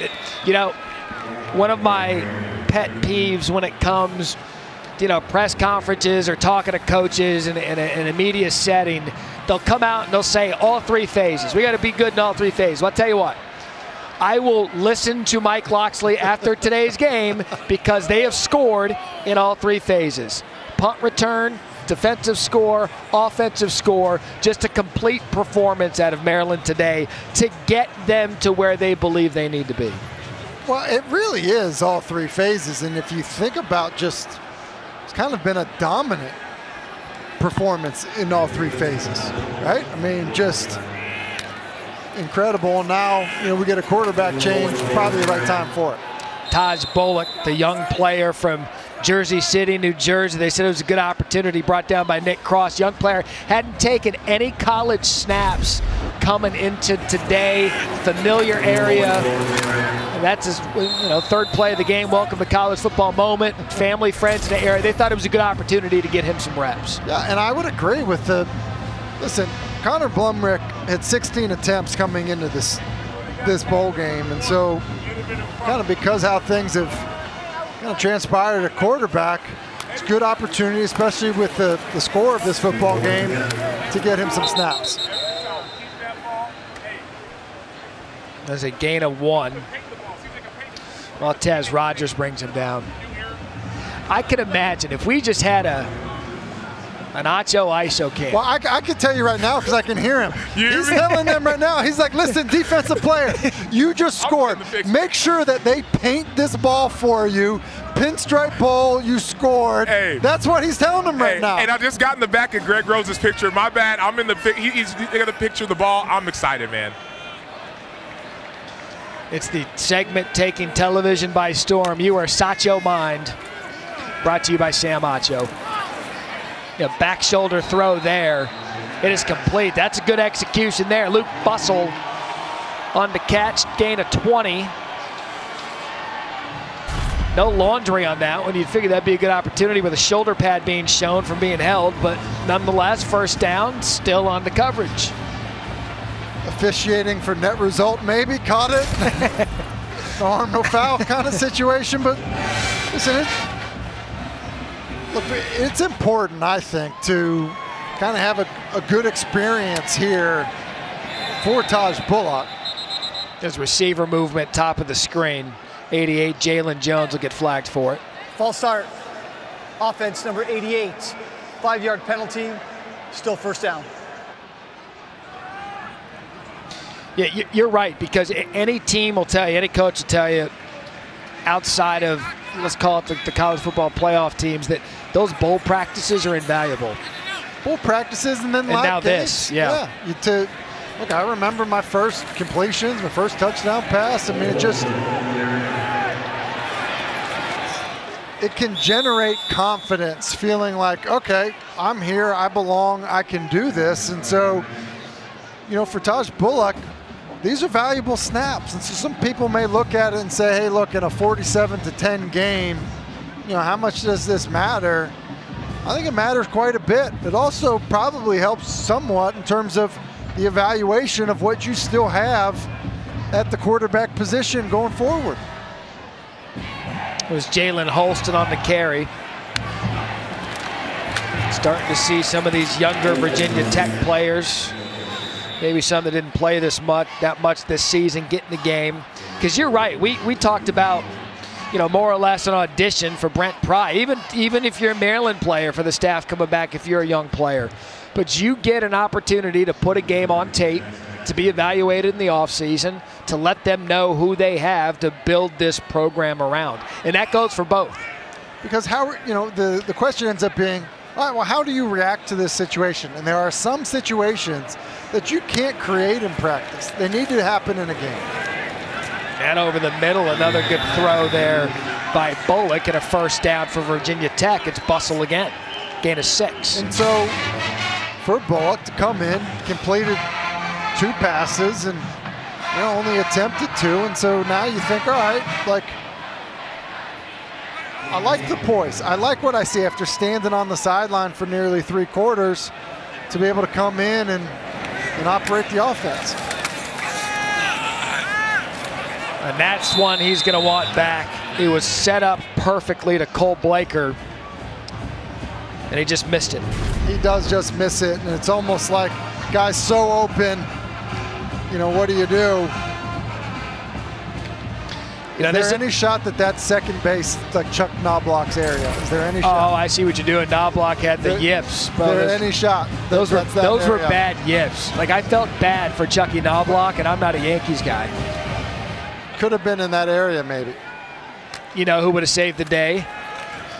2, Cheetah. Number 2. Is there any more clutch athlete? Would you put Derek Jeter on the clutch list?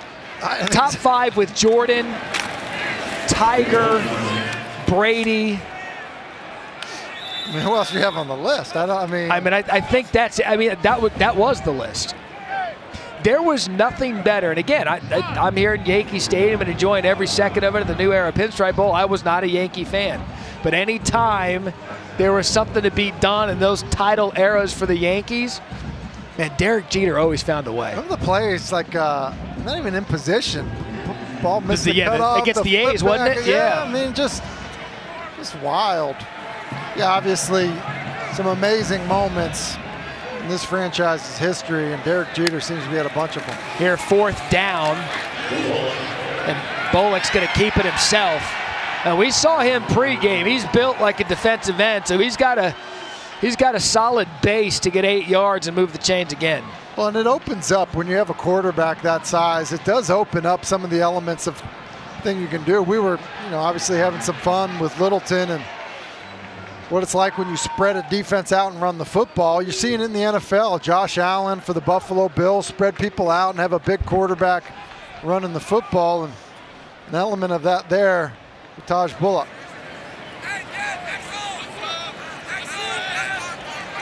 Under 10 here, final quarter, 47-10 Maryland.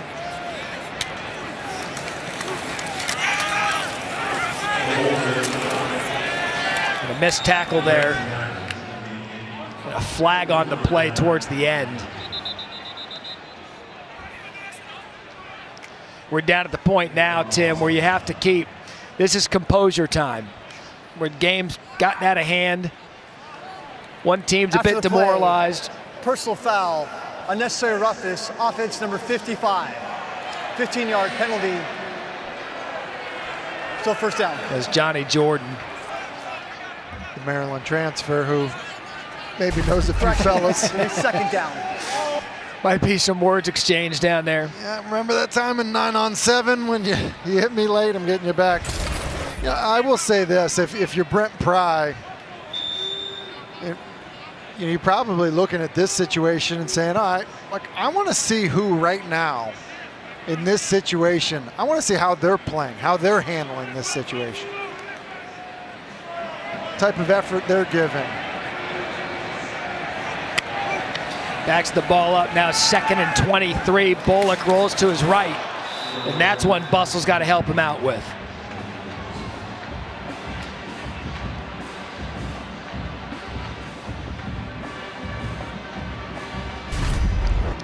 Just a rollout and a corner flat with a stop route. It's a good job of reading it and really a pretty good throw. Not able to bring it in.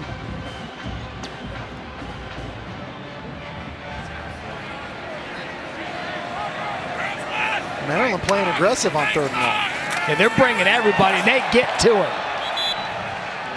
What an afternoon for the Maryland defense. Damian Robinson, and a loss of 8. We've called his name a couple of times today. Well, this is zero blitz. Here we are in a 47-10 game. Many backups in the game, and Maryland still bringing the heat. That is an all-out zero blitz on 3rd and forever.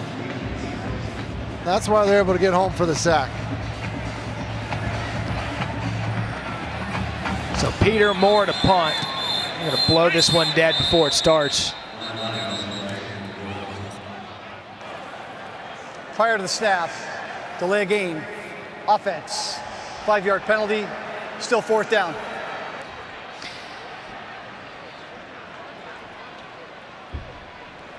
It's been one of those afternoons for J.C. Price and Virginia Tech. One of those seasons, a lot of adversity for them.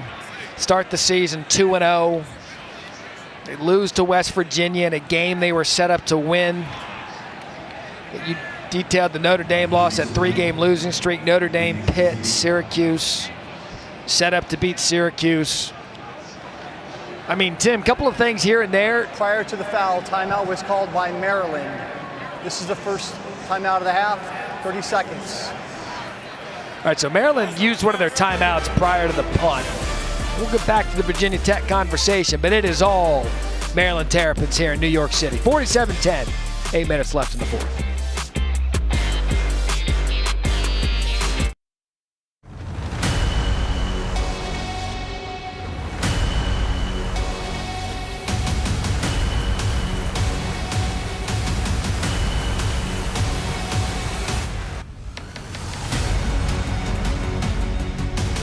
Fans join us virtually for the College Football Playoff All Access Experience featuring exclusive content, games, and daily prize drops. Register today at ESPN.com/CFP All Access.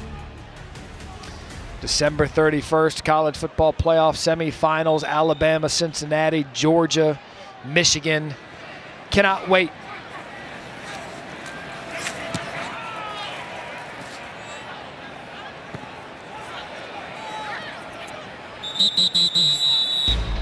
All right, so we're going to touch back there on the punt. Step aside here. Maryland ball when we come back, up 47-10.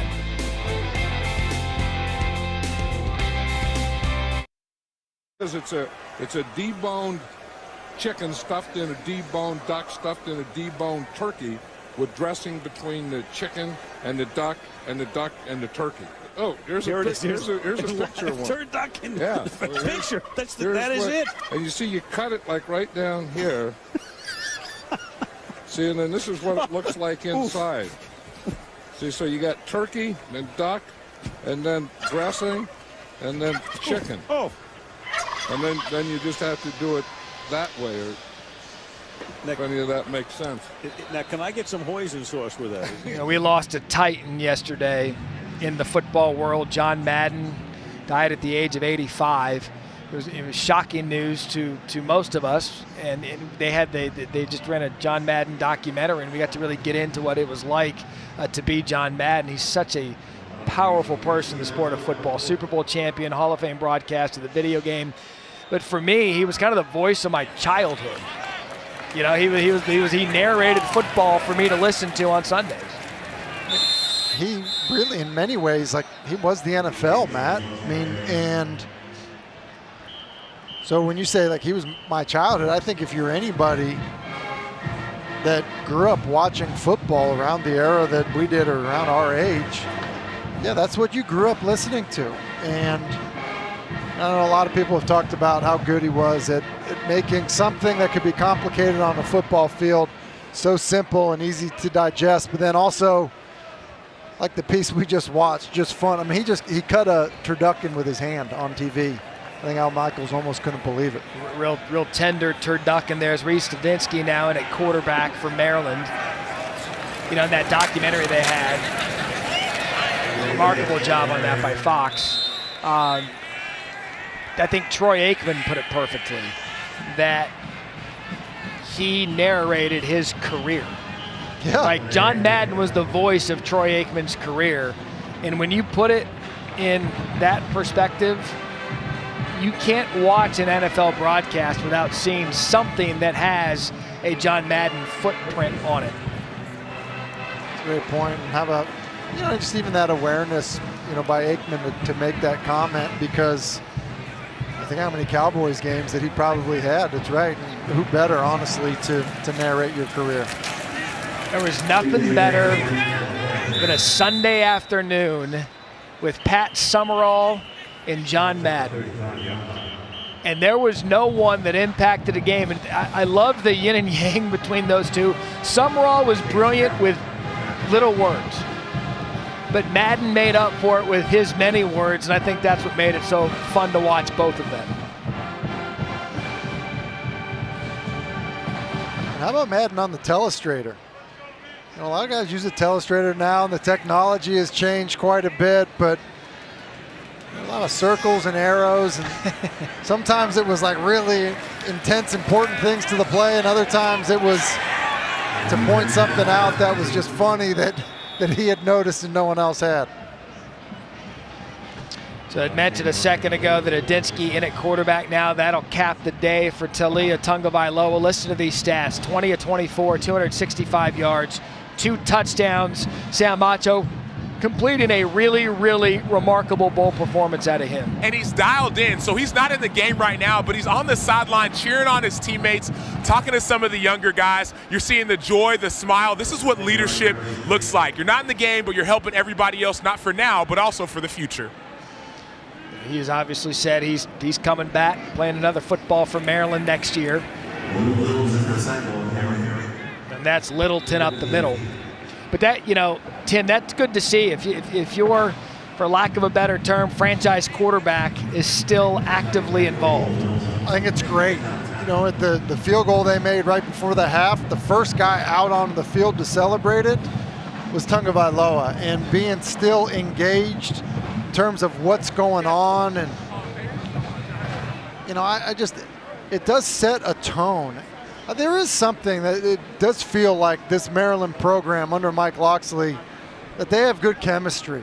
And so whether it's just kind of the culture that's been created with the players that they've brought in and, you know, playing with one another, as Sam kind of pointed out earlier in the game, there's an element of that's important, and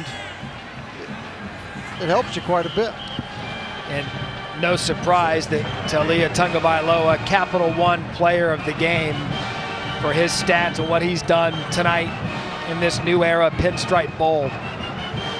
And they're only going to go as far of taking that next step and where this program needs to be. It's going to, if Maryland's going to be one of those teams that comes in next year, it's going to be on Leah. Well, and here's the deal. Part of the thing is with him is his ability to be healthy. So much of kind of the uncertainty with his brother had been his health. Well, you know, it's the first time since 2014 that a Maryland quarterback has started every game in the season.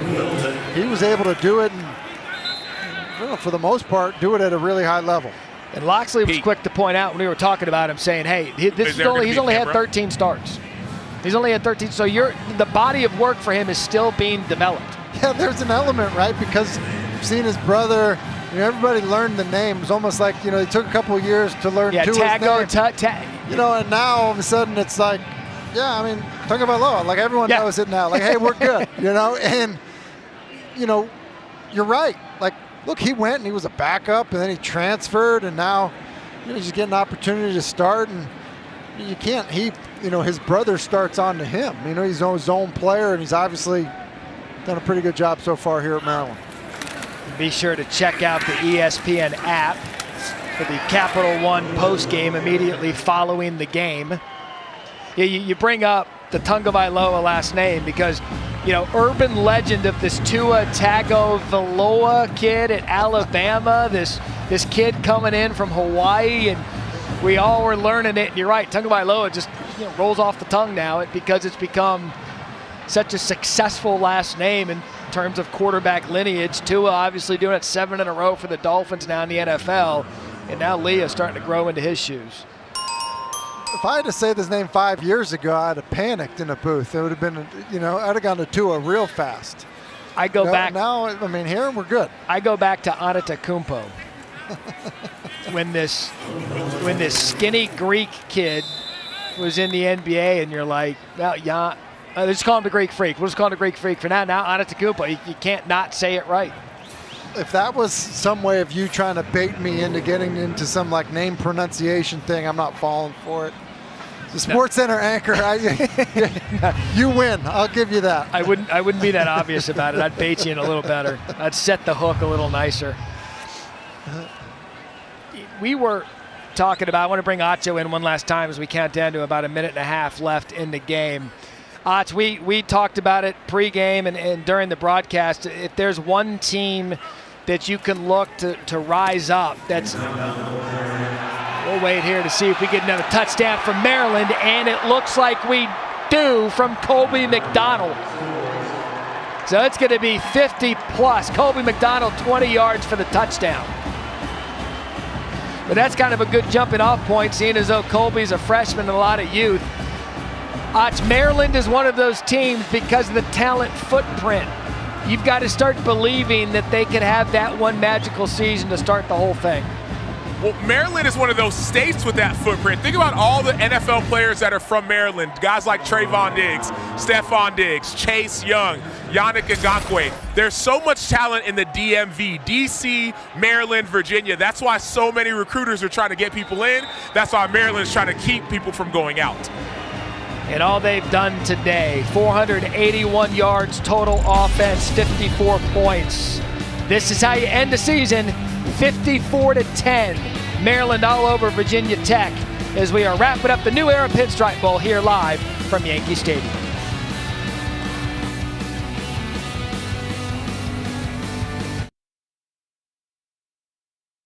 This December 31st, college football playoff semifinals, the early game, Goodyear Cotton Bowl Classic, 3:30 Eastern. Then it's number 2, Michigan, number 3, Georgia. Capital One Orange Bowl winners obviously advance to the national championship game Monday, January 10th in Indianapolis on ESPN. All right, so you don't think I'm going to get you out of here, Tim Asbeck, without a semifinals prediction, right?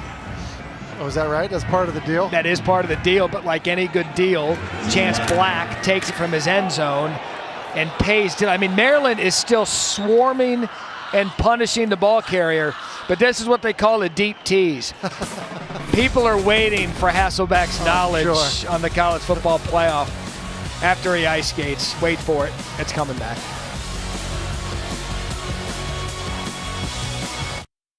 Better than New Year's Day. Take a look at this lineup we have for you. Oklahoma State, Notre Dame get things started, PlayStation Fiesta Bowl.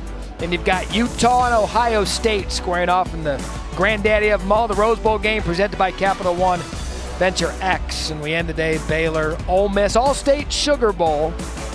Another fantastic days of college football action. Mike Loxley's a happy guy, but I'm telling you, 54-10. This was a Gatorade bath that you don't want. I mean, it's, you know, it's cold. You know what, though?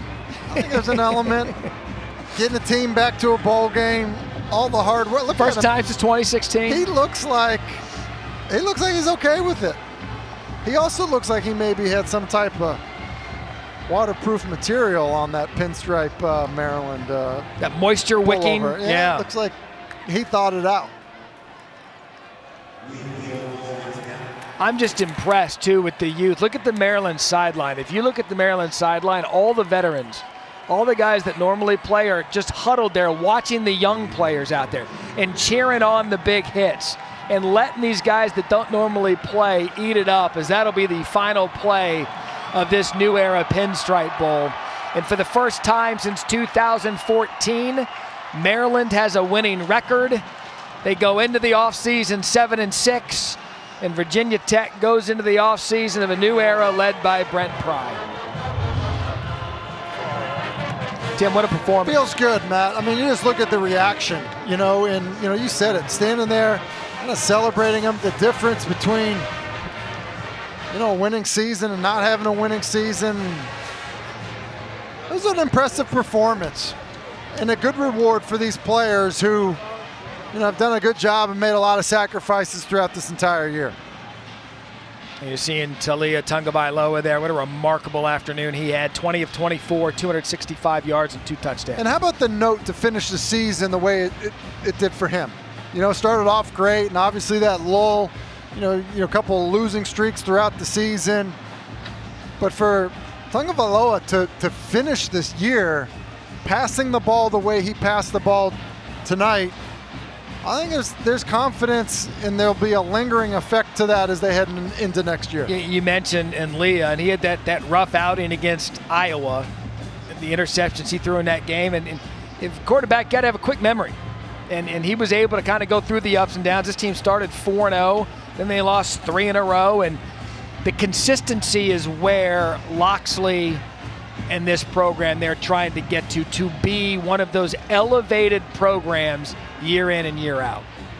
Part of that is the talent, Matt, you know, getting the talent. And as we look at Raheem Jarrett, who, I mean, he definitely had all kinds of talent, players like that in the program, but then also developing the culture in the program and the expectations and the standard of the program of how guys practice, how guys, you know, are dependable to one another. And it really feels like Mike Loxley has definitely set the program on that track to get that done.